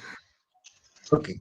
Our most respected President,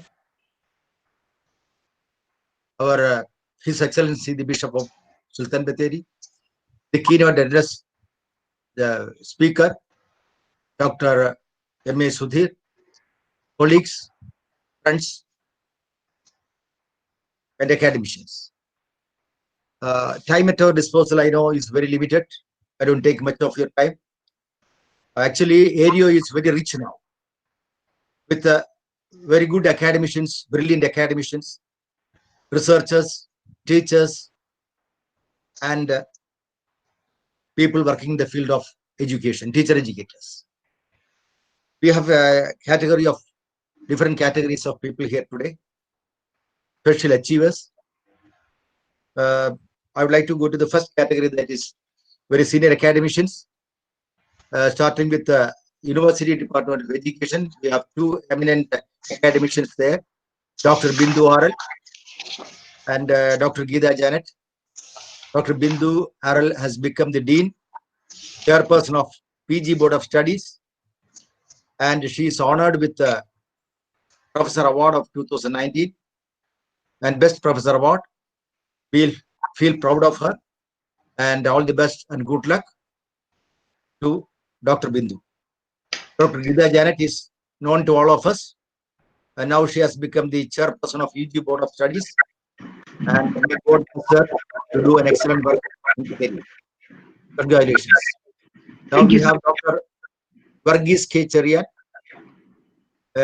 He has become he is elevated to the position of member of the syndicate. Usually there is an observation that most of the universities are packed with the politicians. This is an exception. He's an academician. I do believe he'll be able to contribute a lot for the development of the university. Congratulations, Dr. Varghese Cherian. Dr. Anwar is a principal, as we know. He is a part of our program. He is honored with the Manimudra Award for Best Teacher in the year 2019. Congratulations, Dr. Anwar. Then Dr. Arun Kumar, most committed teacher educator for extension work. He is honored with an award for that. And I appreciate and congratulate both of them. Now we have another category. They are elevated to the position of principal. Dr. Mariamma, Dr. Rajeshwari, Dr. Radha Devi Amma. Now, till yesterday, they were teachers, senior teachers. Now they have got a new position. Teaching plus academic management, academic administration, which is a tough job. And I wish them a bright future, and I hope they will be able to contribute a lot in the field. Now coming to next area, people who are going to have already retired or going to retire. We have a list of 6 teachers. It is believed that a brilliant teacher never retires from service. Your position is changed, but you can still, you are honored by the society, and your contributions are valid. Dr. B. Sirush from Government College of Teacher Education, Trivandrum. Dr. Venugopal, Government College of Teacher Education. Dr. Lidson Raj, Government College of Teacher Education. Dr. G.B. George, Pete Memorial College. Dr. Praveen, Government College of Teacher Education, Trichur. And Dr. Matabala from Karivatang campus. So I think they are free, and they can be more active in the field of education, and we expect their kind cooperation and support in strengthening our organization and contributing in the field of education. Finally, coming to the PhD degree holders. Usually PhD is considered as a license for doing further research, something like driving license. By taking a driving license, you are not an expert. You need more practice. So our 3 of our colleagues, Dr. Helen Hetzi, Dr. Bindusha, Dr. Sridhar, headmaster, they are honored with the doctorate degree for their contribution.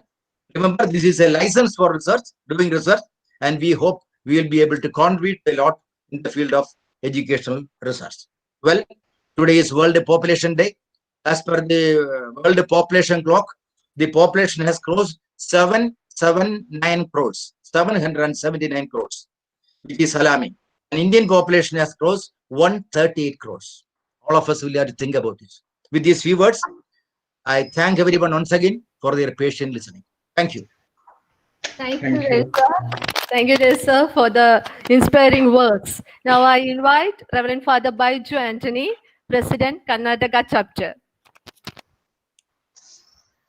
My dear Bishop Mar Josemar Thomas, the president of Airio Global, and the president of our today's webinar, dear Professor M.A. Sudhir, the resource person of the day, and my dear colleagues and participants of this webinar.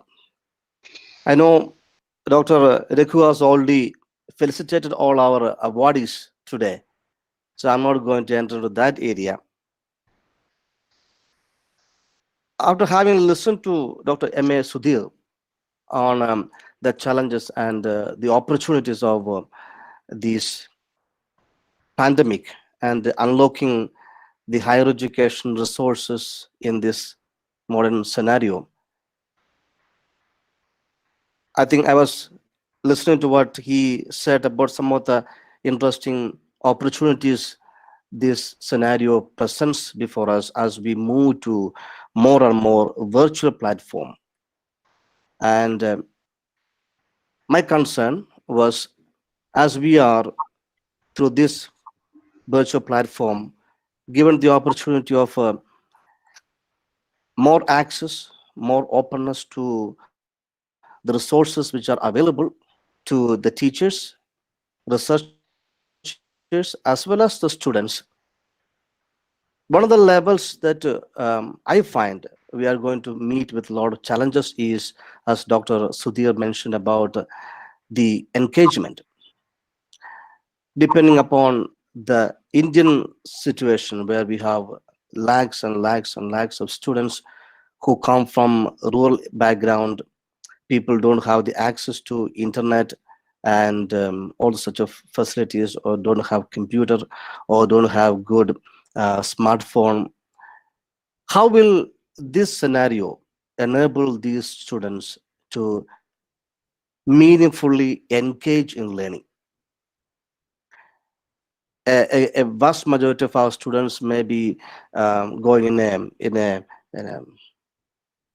smaller scale through the education system, going through undergraduate education or graduate education. They try to do the minimum.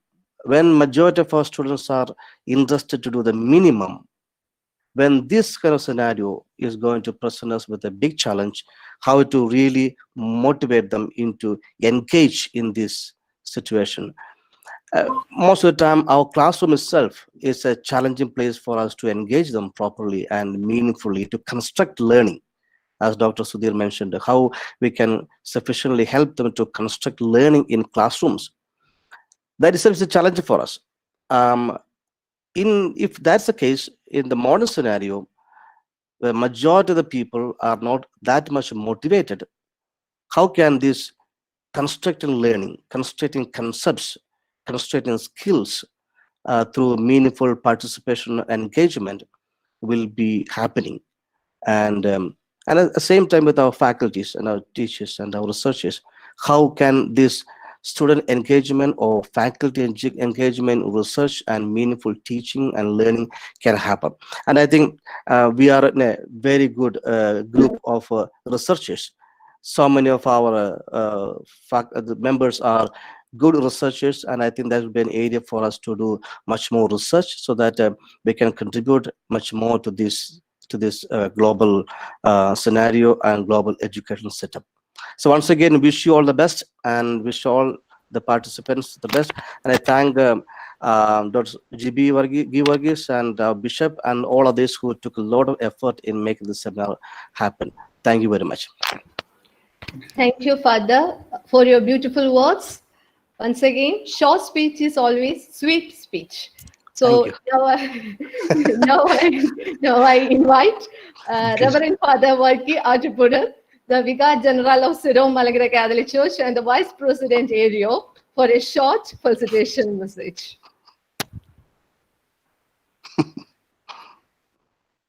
Father, please switch on your mic. Father, please switch on your mic. Father, you're muted. Mic not on.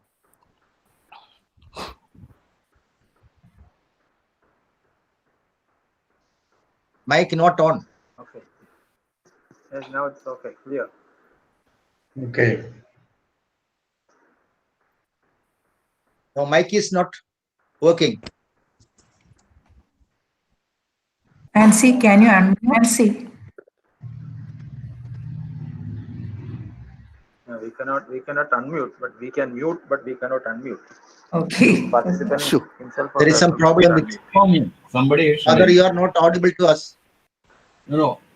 Tell him to unmute. It is unmute. Unmute. Please unmute your mic. Unmute here. No.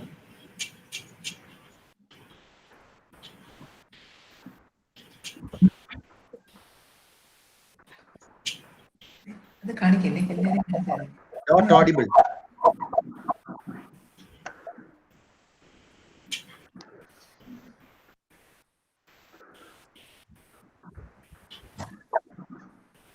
Father,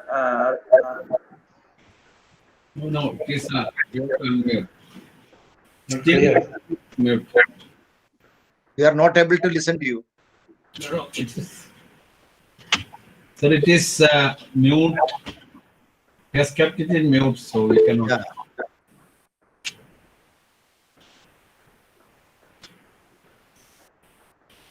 We continue the other one. We can move to the next person now. We'll come back. Yeah. We'll come back. We'll come back. Meanwhile, we can move to the next person. Now let me invite Dr. Jacob Matthew, the Vice President Airio, for the few words.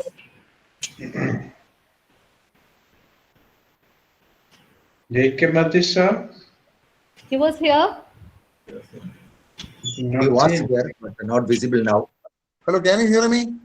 Yes, we can hear you. Please carry on. Yes, sir, please. Yes, continue. Yes.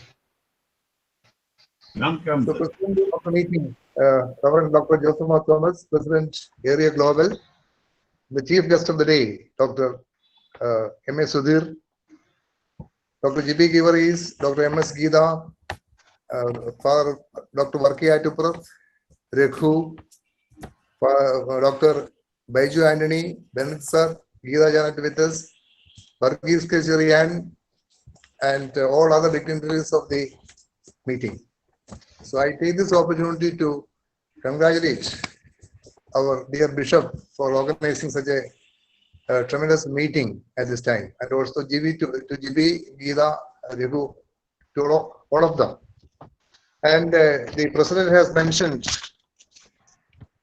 that the COVID has made tremendous changes in the history of mankind. So many changes and challenges came to us, and new possibilities are opening in the field of higher education and all around the world. And Dr. M.S. Sudhir has given a very good narration of what is happening now and what is going to happen in the next years. He has mentioned it in a very fantastic way. And also I take this opportunity to congratulate the achievers of the various achievers, starting from Bindu, my dear student, then Geeta Janet with us, the better half of Dr. Andrew sir, Varghese Kacharian, Dr. Anwar, Mariamma Matthew, then Arun Kumar, Anla Chako, Dr. Jayeshna, again my student, Dr. Helen, Dr. Bindu Shah, Dr. Sridhar, Dr. Rajeshwari, to become the principal of CT Calicut, and all others. I take this opportunity to wish them all the best, and also my best wishes for the seminar also. Thank you. Hello. Thank you, sir. Now we have Dr. K.Y. Benedict, the Vice President. Hello. Hello. Nina. So he has come. Is it audible, sir? Audible? Good afternoon. Good afternoon, dignitaries and colleagues. Hello. Yes, sir, please. Hello. Yes. Clear. Continue. Yes. You are audible. Okay. Yes. Okay. Thank you very much for the patience that you are expressing for listening all these presentations. I'll take not more than 3 minutes as the anger has warned in the beginning of this session. Anyway, Your Excellency, Most Reverend Dr. Joseph Mar Thomas, Dr. M.S. Sudhir, and other dignitaries of the day. I think that Father Varkiaturath also is speaking simultaneously after the view available. Shall I continue or not? You continue. We cannot hear Varki. Okay, thank you. I am ready. Yeah. Now it is okay. So, for a researcher, every challenges are opportunities, and it has been estimated that at one point UNESCO, as per one of the UNESCO's recent report, 1.72 million learners have been affected due to the COVID-19 infections across the world. And we have to recollect the predictions done by Professor Alvin Toffler in the early 1990s that by 2050, every social institution will be irrelevant and only a community center will exist.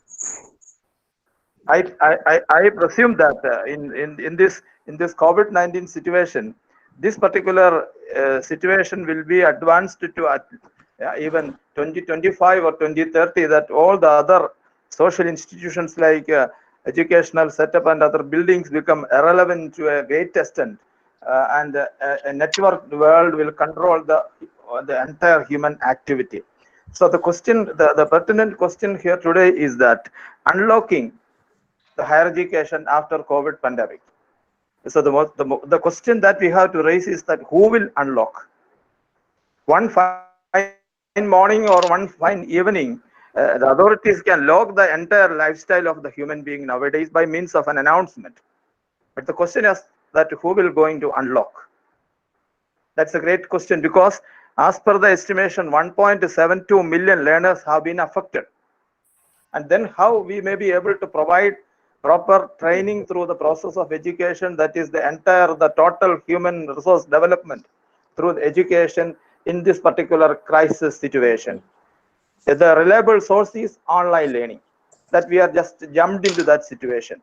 But we have to reflect on the quality of the online system of education that we are providing to our students and that made use by our students. The infrastructural facilities and other challenges are very high, so that even in our presentation itself also there will be certain technical issues that may affect the quality of our presentation, the continuity and the effectiveness and uniform dissemination of the messages that we are passing. All these are the issues. So this particular global meet is a very meaningful occasion in which how we have to, in addition to thinking about the problems, we have to have certain solutions also. One particular issue that I have to suggest through this forum is that we have to make a resolution, a global platform to all the states or all the nation countries of the world, that they have to enter a data challenge incentive.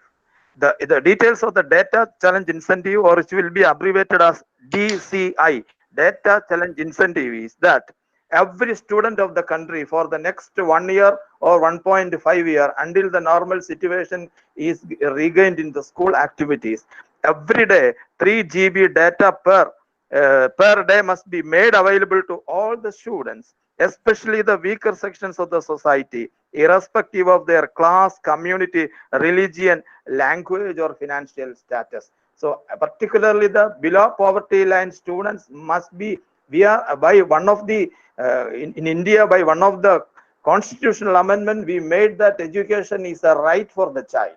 And in this pandemic situation, we are actually the entire official system is actually violating about the basic right of our child to get proper education at a proper time.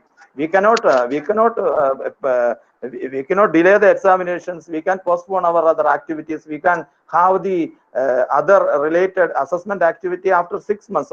Okay, but there must be continuous training. That is the right of the child.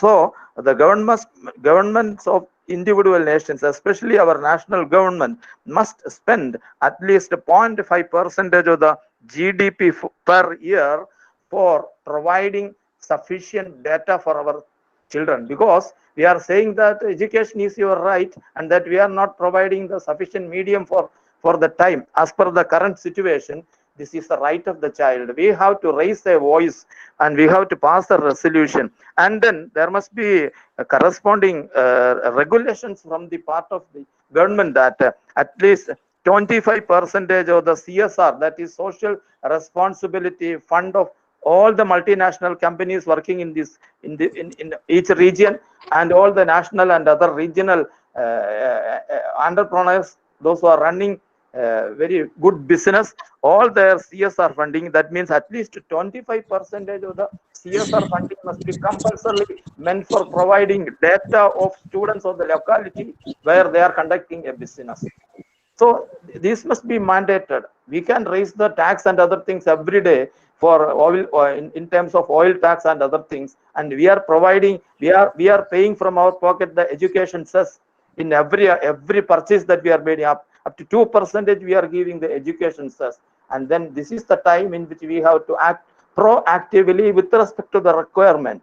We can provide, we can have the online system, we can have the e-learning materials, we can have video lessons, many other things we teachers or the administrators can supply, but how it will be accessed by the students. And then number two, one more item that I have to highlight is that one of the recent articles that I read from the Business Line on campus publication, in which the Vice President of Pearson Learning India, Mr. Ramananda SG, highlighted a number of items, in which one of the requirement of the unlocked education system, higher education system, is not the traditional courses, not the lengthy courses of the 1 year duration, 2 year duration that we can continue. Of course, that is required, but the demand of the time will be short-term skill-based courses. So those who are working in higher education field, especially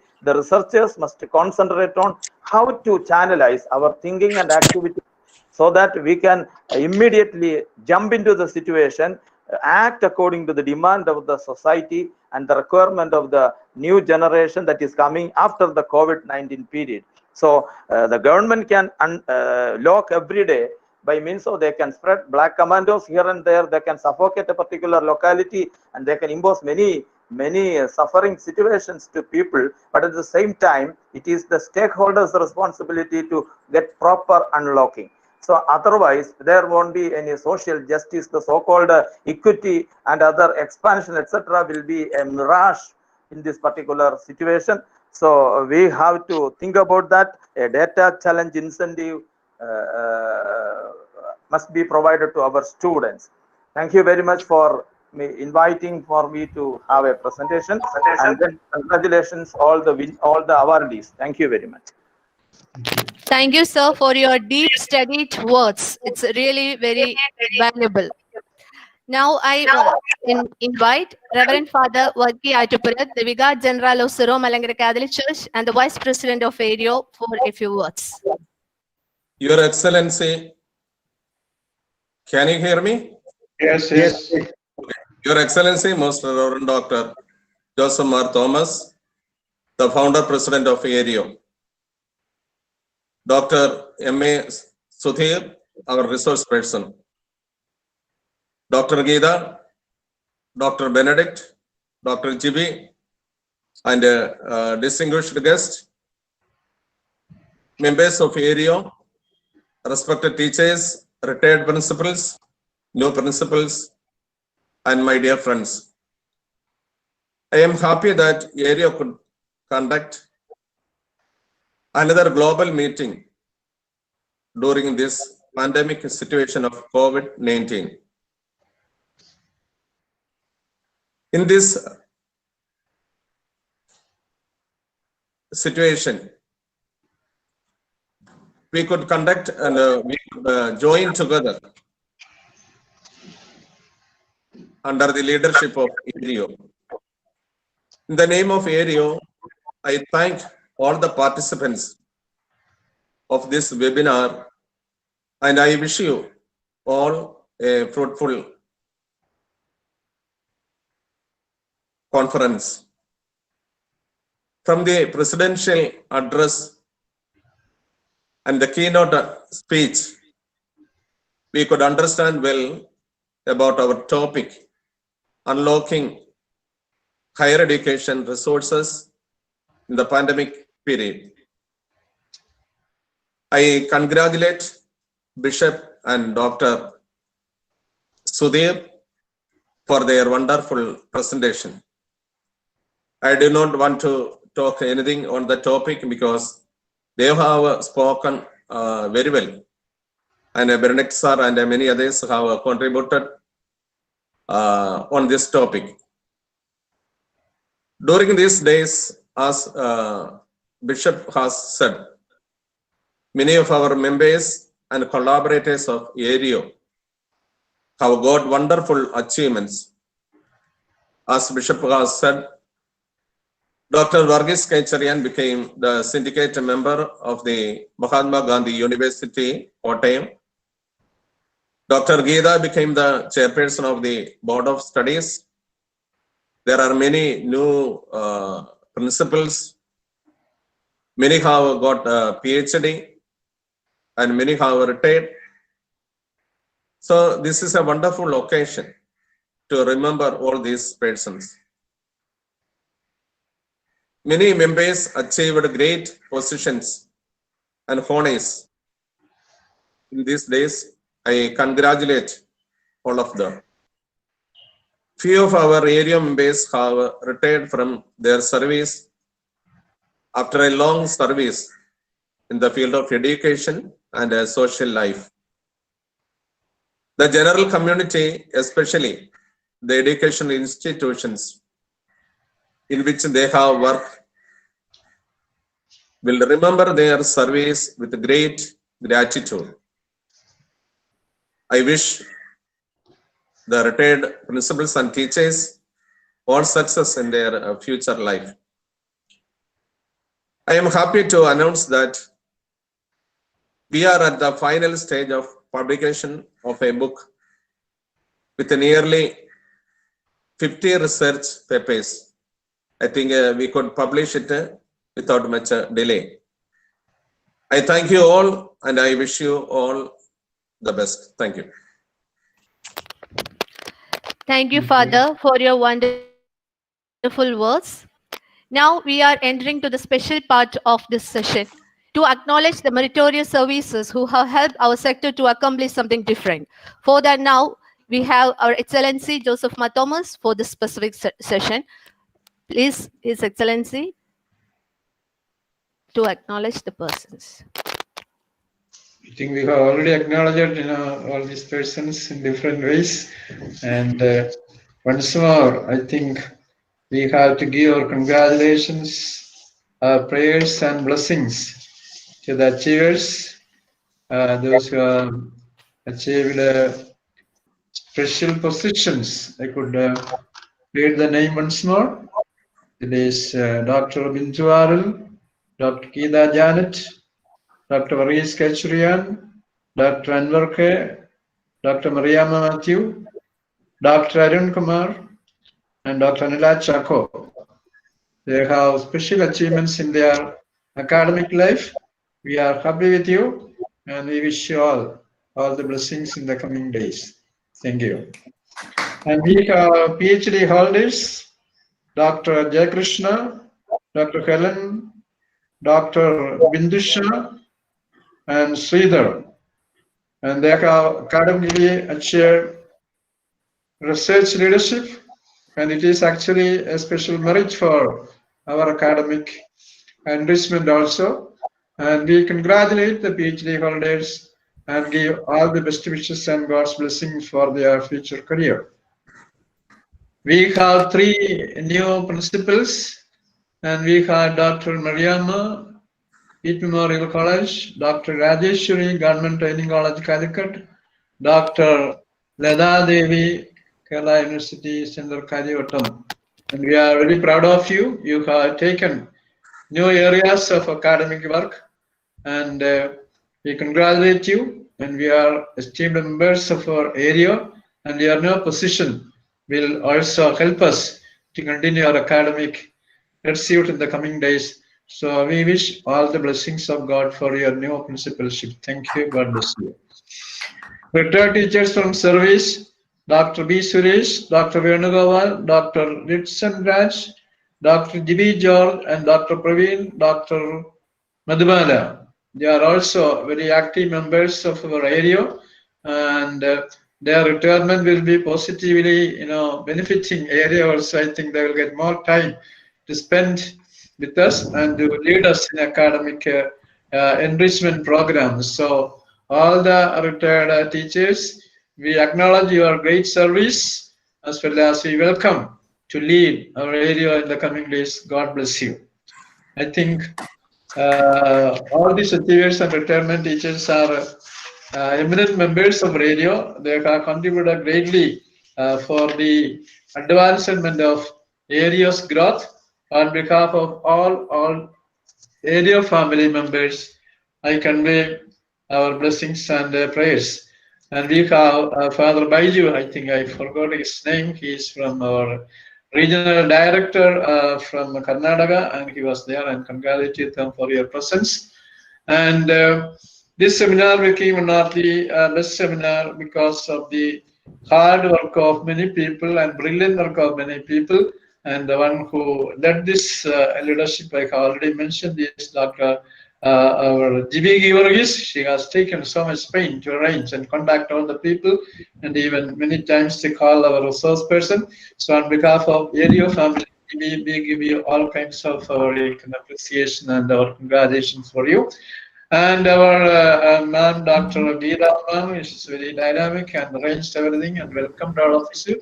We thank you, our Kerala State, you can say, chairperson, Geeta ma'am, for arranging this wonderful seminar during these days. God bless you.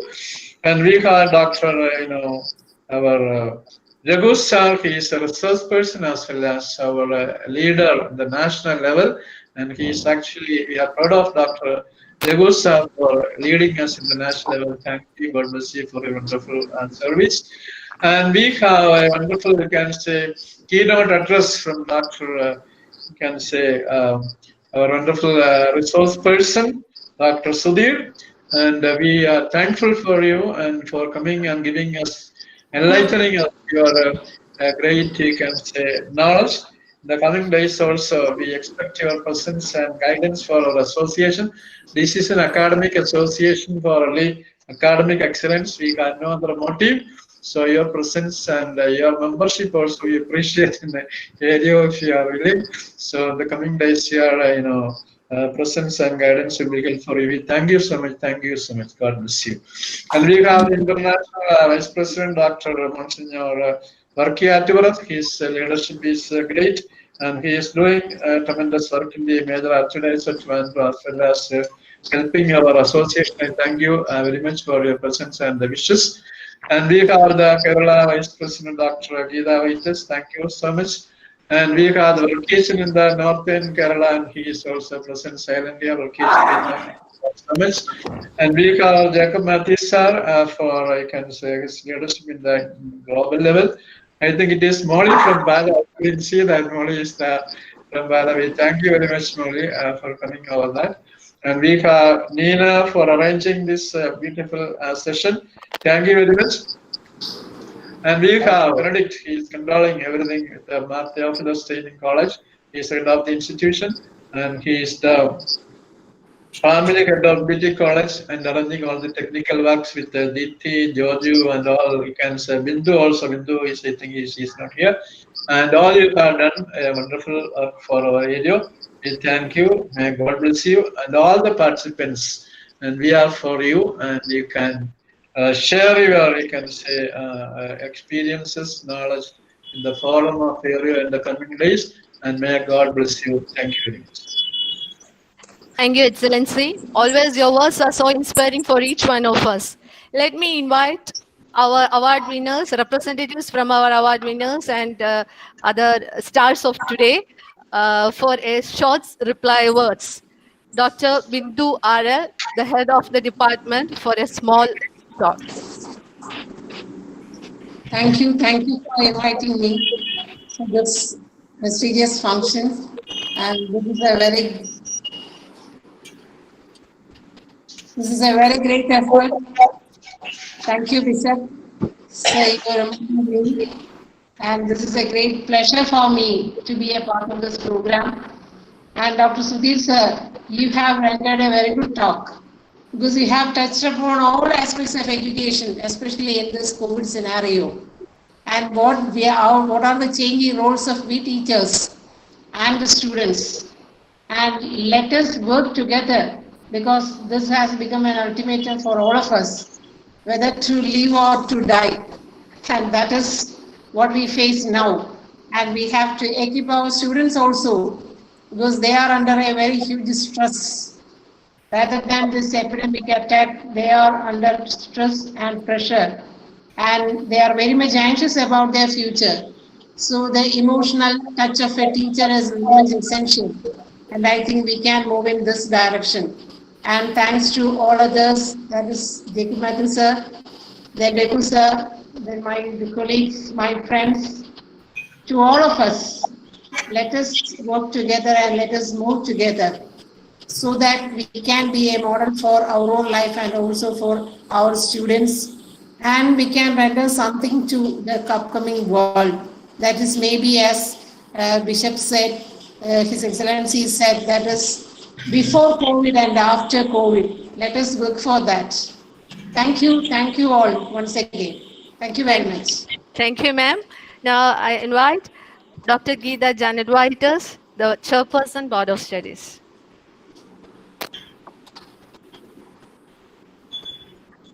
Their Excellency, Dr. Josepha Thomas, and all the distinguished dignitaries over here, especially Dr. Sudhir sir, Dr. Father Varki Artivrat.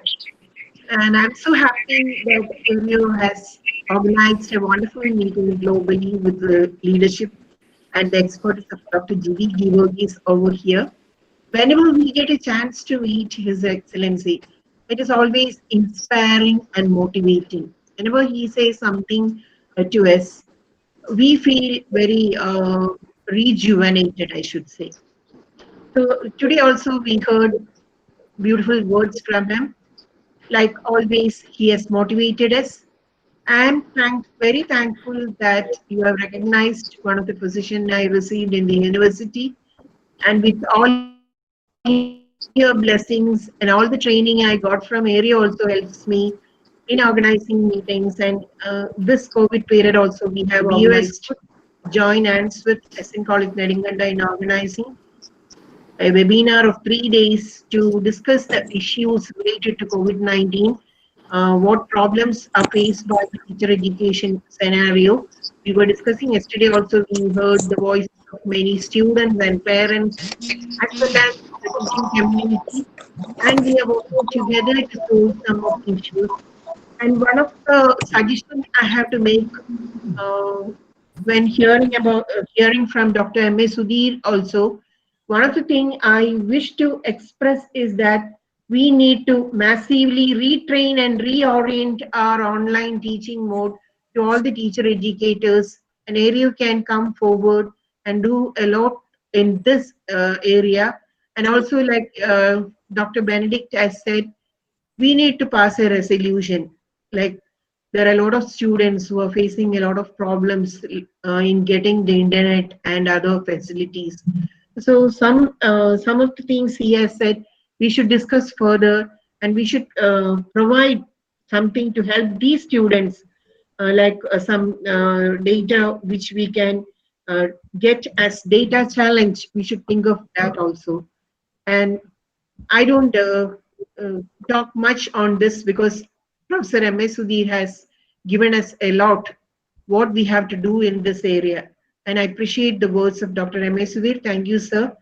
And I also once again thank His Excellency for congratulating me and all the winners of today and having a wonderful seminar on this theme. This is the need of the hour, unlocking higher education resources in the pandemic period.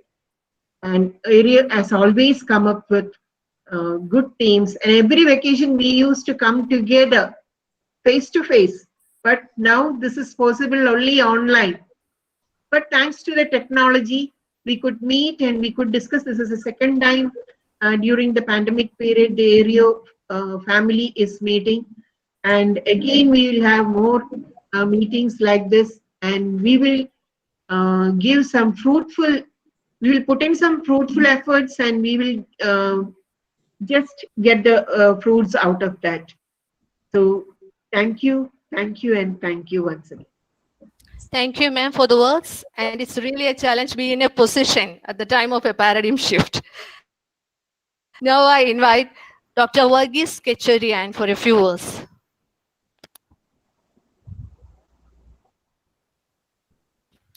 Is sir here? Varghese Kecharian?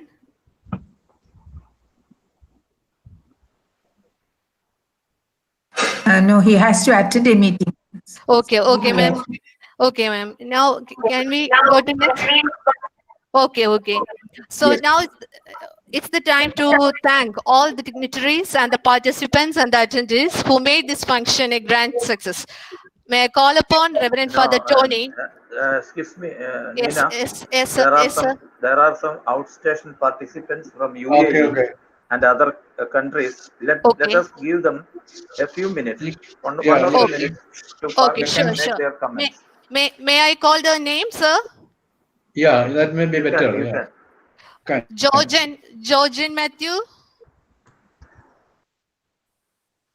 Department of Education, Goa. I think no. He just left. Yeah. No, Georgian sir is here. No, Georgian sir is here. Please. So Georgian sir, you speak. Yeah, I am very happy to associate with this organization as 4 members from Goa have joined for this program. Especially thank you for GB for inviting us. We would also like to have a chapter open there in the state of Goa. So far, yeah, we don't that's have very good. Such programs here. And yes, Bishop. Thank you very much for inviting us. We would like to be a part of this organization. And I would especially thank you for Deepa, for Honey, and all those who have joined today from Goa. Thank you very much. Okay, we will start a chapter in Goa chapter. Okay, thank you. Yes. Thank you. Okay, next one. Anu. Dr. Anujius. No. Beena Mohan, Dr. Beena Mohan. Beena T, Dr. Beena T from Amity University. She was there. Please. A very good evening, Bishop, and everybody present here. I'm Dr. Veena. I work in Amity University of Uttar Pradesh, and I'm extremely happy to be part of this this group of scholars here. And I'm thankful to Vivi ma'am for inviting me. It's a pleasure to be getting associated with a group which really concentrates bringing out academic excellence in people. And as the earlier esteemed guest said, I think we should also start a chapter in Delhi or Noida, wherein we can pull more people and then get into research more seriously. So this is my humble submission. And thank you, Bishop, and thank you everybody for this wonderful session here. And once again, a big thanks to GB ma'am. Thank you so much and good evening. Okay, thank you, Dr. Beena. You can continue with forming a chapter there for National President, and we are with you. Okay, thank you for attending. Thank you, Bishop. Sheila, Dr. Sheba. Yeah, Dr. Shiba Mustafa. Dr. Shiba is here? No. Britson John, EAE. Britson John. Both of them have a teachers meeting. So Okay. Sheba left. Deepthi SSEAE. Deepthi SSEAE. No. Miss Yes, Father, Asha. can you hear me? Yeah, sure. She was there. She's there. Sure. Yeah, thank you for giving this wonderful opportunity. I am thankful for His Excellency Bishop Dr. Joseph Mar Thomas and GB Givargis, ma'am. Thank you for giving this opportunity, ma'am. Deepthi, thank you for attending, and we have a chapter in EAE, but you have to coordinate and inform us because already we have formed. Okay, thank you. Yes, Father. Okay. Thank you. Miss Asha Maharashtra,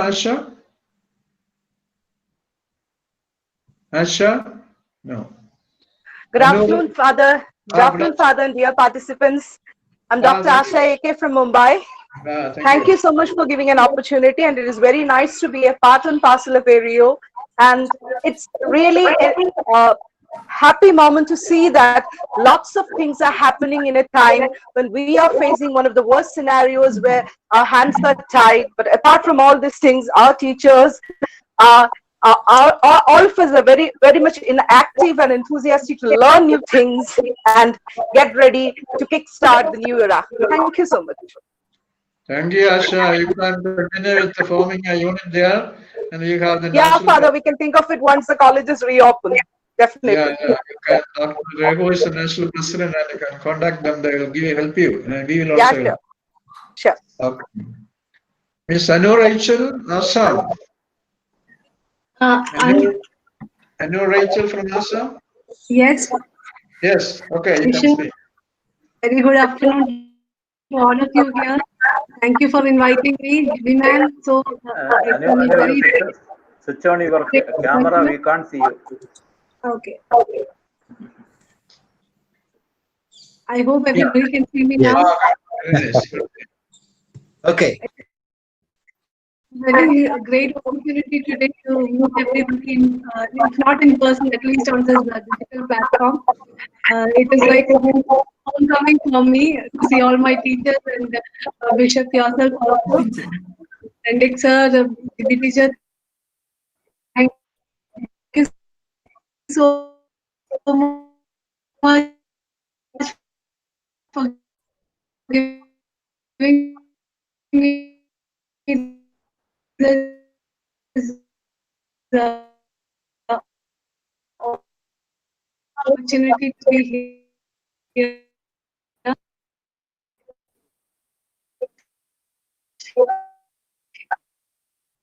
It was a great talk, and it was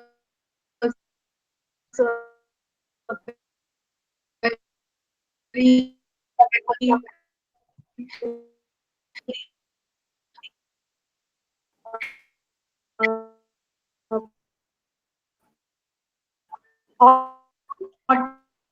thought-provoking. Actually, what Sukhis said. Help you. Yeah. You want to just make some reflections? Switch on the mic. Switch on the mic. Yeah, switch on and give you are the esteemed member of the CTF president. Welcome. Good evening to all. Yeah. Hope all are fine. Hello. Yes. Hope all are fine. Yeah. Thank you so much for getting an opportunity to participate in this meeting. Thank you so much, Father. Thank you so much. Thank you. Molly, you wanted to speak something. Molly from Bala. I think it's Molly. You want to speak something? Hello, greetings. Okay. Yes, please. Audible. Yeah. Good. Yeah. Thank you so much for arranging this webinar. Giving hats off to you. Happy to see you all together. That's all. Bye. Thank you. Thank you. Orkichan, you want to speak something? No, Tony. So, thank you and congratulations for all the participants. I think somebody is there. I could not recognize the person. I think it is Rachel, or teacher from Uttanapuram. Anybody want to speak? Anybody? We have two or three more from Mysore, I think. We Okay. have Sebisar is there, I think, and we have Sadia, and we also have a Johnson from Christ College.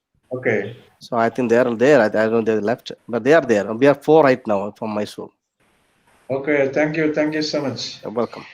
I think there is one more achiever that we could, missed. That is Dr. K.Y. Benedict. He is appointed as the Secretary of the Higher Education of the Malangara Catholic Church, and we congratulate Dr. K.Y. Benedict. And and I happen to be the chairman of that. We forgot it. Thank you so much. Thank you. Thank you. So I can conclude. Okay. Yeah. Okay, Excellency, can we go for the vote of thanks? Yes. Okay. Okay. Let me call Reverend Father Tony to deliver the vote of thanks. Dr. Nina, Yeah. before Sir? that, Dr. Lesha is here. She is the principal of Karyavatam. She just appointed as principal. Lesha is here. KUCT. KUCT Karyavatam. Yes, we here. Okay. Lesha ma'am?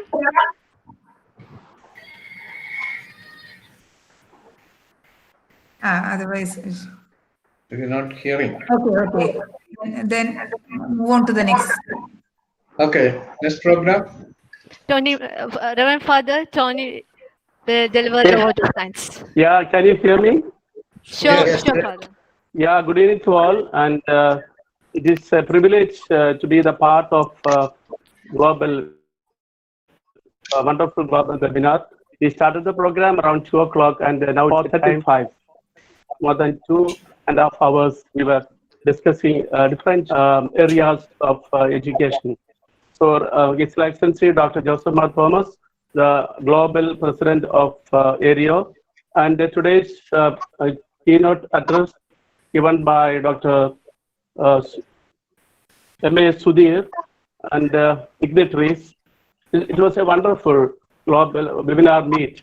So as already informed here, our Bishop, Dr. Joseph Mar Thomas, the founder president and present the global president of Airio, and he has newly appointed as Secretary General of Kerala Catholic Bishops House.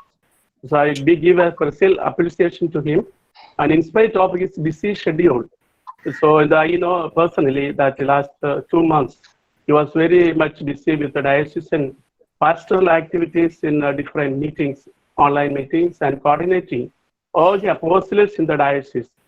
In spite of this busy schedule, he was very sharp to make alive this Airio family. So he appreciates his charismatic and vibrant leadership. Thank you very much, Bishop, for acknowledging our awardees and for your presidential address. Thank you very much. And we have a special guest, as I said, our Emeritus Professor M.A. Sudhir. He has a wonderful presentation, and I felt that his presentation was more educative, informative, and scientific regarding research, online teaching, new career opportunities, importance of online teaching and limitations, and possibilities and challenges of online education, and positive and negative impacts and suggestions. And so a lot of things he has presented in a scientific way. So thank you very much for the scholarly presentation of his paper. Thank you very much, Dr. M.A. Sudhir, for your kind presentation and for your kind educating us in this lockdown resources. So we express our sincere gratitude from all coordinators and participants of Airio. So thank you very much, Dr. M.A. Sudhir. Thank you, Jacob. Thank you. And some of the persons to acknowledge here, especially those proposed to welcome M.S. Geeta. You know that we have a vibrant leader and state president here. So thank you very much, M.S. Geeta, for welcoming the participants of webinar. And we have one important person, that is Dr. Divi Varghese. She was organizing all these programs from, I think, last 2 weeks. She was busy with finding out the resource persons, and she was arranging all these webinar seminar in a scientific way. So thank you very much, Dr. Divi, for arranging this in a scientific manner. And we have MC. She has presented this meeting in a creative way, Dr. Nina Thomas. So thank you very much for anchoring this seminar. Thank you, Nina. Yeah, thank you. Thank you. And we have support from INC and Dr. Benedict staff from Theophilos College and all the members who are associated here on this seminar. So it was a wonderful seminar. Thank you very much. God bless you all. Thank you. Thank you, Father. Excellency, can we conclude? Yeah. Okay. We have FB and YouTube live, so please you watch it through FB and live what all happened here. It will be really help you a lot to enrich your experience, especially the session by Sudhir sir. All this you get new projects. So along one more request for you. Please remain in our WhatsApp group for a few more days. Okay. She got stuck up. Some problem there. So participation in the event. With the grace of Almighty, we hope Airio will create more splendid outcomes in the future. Thank you for each one of you. Thank you. Thank you. Thank you very much. Okay, thank you very much. Thank you very much. You did not get any coffee? No coffee? Yeah, not coffee. Thank you so much for coming. Thank you very much. Thank you very much. Thank you. Thank you. Thank you. Thank you. So, sir, thank you for coming here. So, sir, thank you. Thank you. Thank you. Yes, sir, thank you. Thank you. Thank Thank you. you. Thank you. Thank you. Thank you so much. Thank you. Thank you, please, sir, for coming from Mysore. Thank you. I'm a good friend there. Oh yeah, you're most welcome again, Tom. Thank you, sir. Yeah, കണ്ടാൽ വളരെ സന്തോഷം. God also സന്തോഷം. We'll meet again. Hi. Sudheer sir സുഖമാണോ?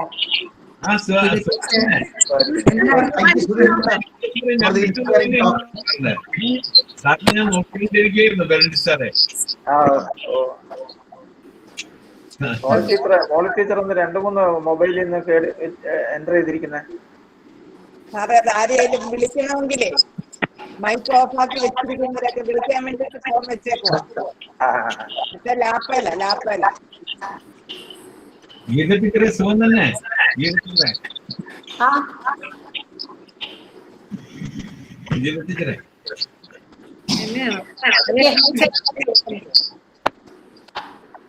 പേര് കേൾക്കുന്നില്ല. ഏത് ഗീത ടീച്ചറാണെന്ന് മനസ്സിലായില്ല. already waiting. Now my old friend Gita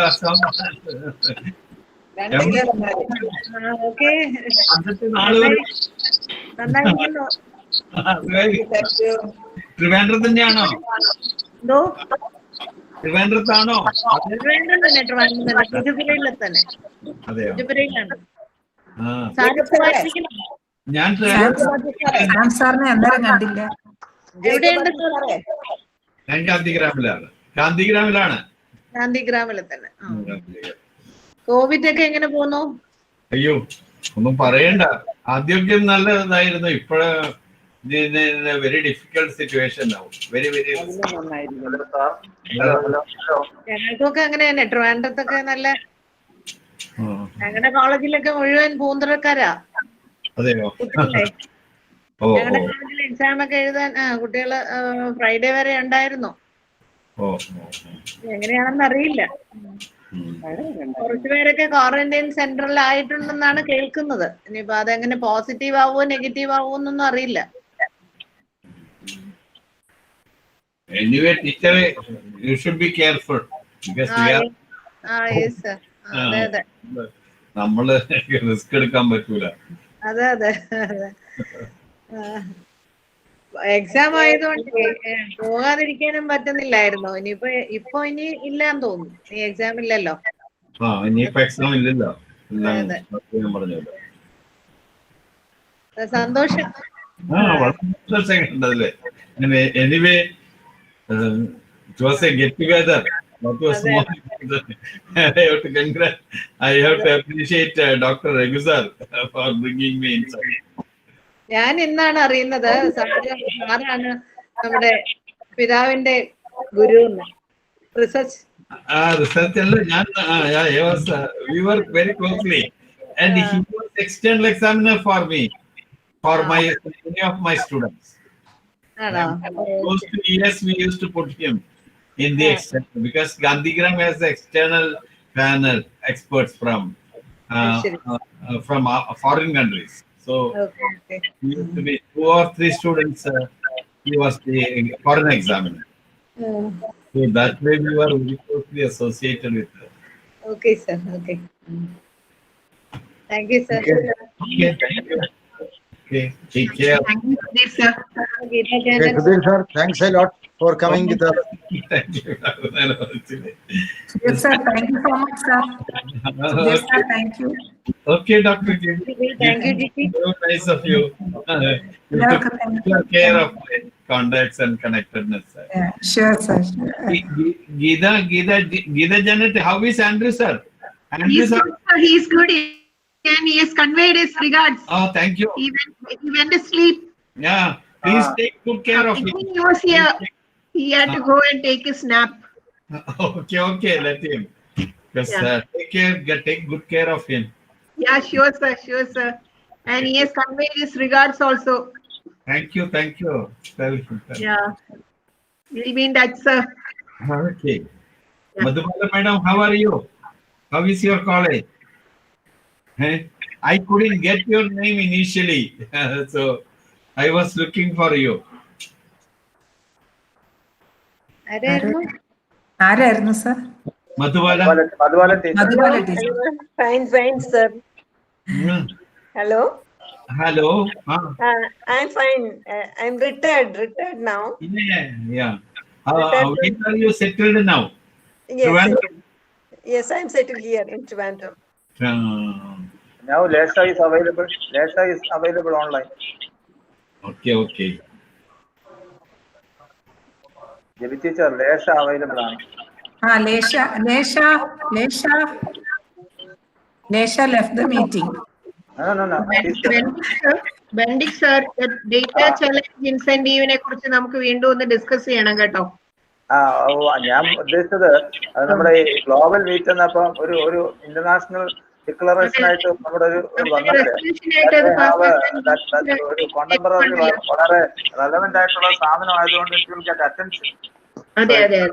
If we proclaim it through the media of Airio, then we can make the Airio to be heard by or noticed by some people in power.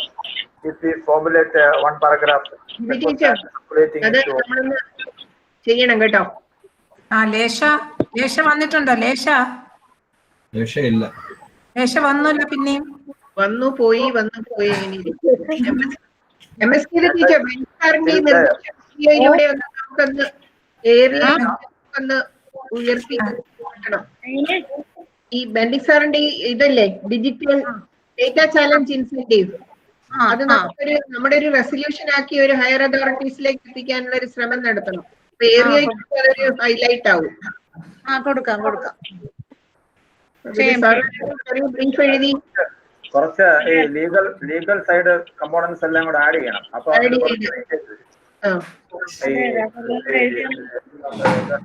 എങ്ങനെയാ വേണ്ടതെന്ന് വെച്ചാലേ 2009 അല്ല ബെന്നിക്ക് ഒരു ചെറിയ direction അതിൽ തരാനായിട്ട് പറ്റും. Right to education act അങ്ങനെ ഉള്ള അതുപോലെ യുഎന്നിന്റെ ഹ്യൂമൻ റൈറ്റ്സ് ആക്ട്സുകളിലൊക്കെ ഉണ്ടല്ലോ എഡ്യൂക്കേഷനുമായിട്ട് ബന്ധപ്പെട്ട് നമുക്ക് കോളേജ് ലെവലിൽ പോലും 20% കുട്ടികൾക്ക് ഇന്റർനെറ്റ് ഫെസിലിറ്റി ഇല്ല. നമ്മുടെ കുട്ടികൾ നമുക്കൊരു ഒരു സർവേ നടത്തി പോയതല്ലാതെ 20% പ്രോബ്ലം ഉണ്ട്. അപ്പൊ ഈ ഒരു സർവേ നടത്തി പോയി അതിന് ഒരു ഇപ്പം എന്താ നമ്മൾ ശരിയാക്കാമെന്ന് പറഞ്ഞ സർവേ നടത്തി. അത് കഴിഞ്ഞിട്ട് ഒരു 1.5 മാസം കഴിഞ്ഞു. അത് നമ്മൾ കാര്യമില്ലല്ലോ സർ. സർവേ നമ്മളായിട്ട് എന്തെങ്കിലും ഒരു ഡിസിഷനിൽ എത്തണം. അതെ നമ്മള് ഈ പ്രാക്ടിക്കബിൾ ആയിട്ടുള്ള ചില സജഷൻസ് നമ്മുടെ ഇതുപോലെയുള്ള ബോഡിയിൽ നിന്ന് വന്നാലേ പീപ്പിൾ വിൽ തിങ്ക് അബൌട്ട്. നാളെ എല്ലാം നടക്കണമെന്ന് നിർബന്ധമൊന്നും പിടിച്ചിട്ട് കാര്യമില്ല.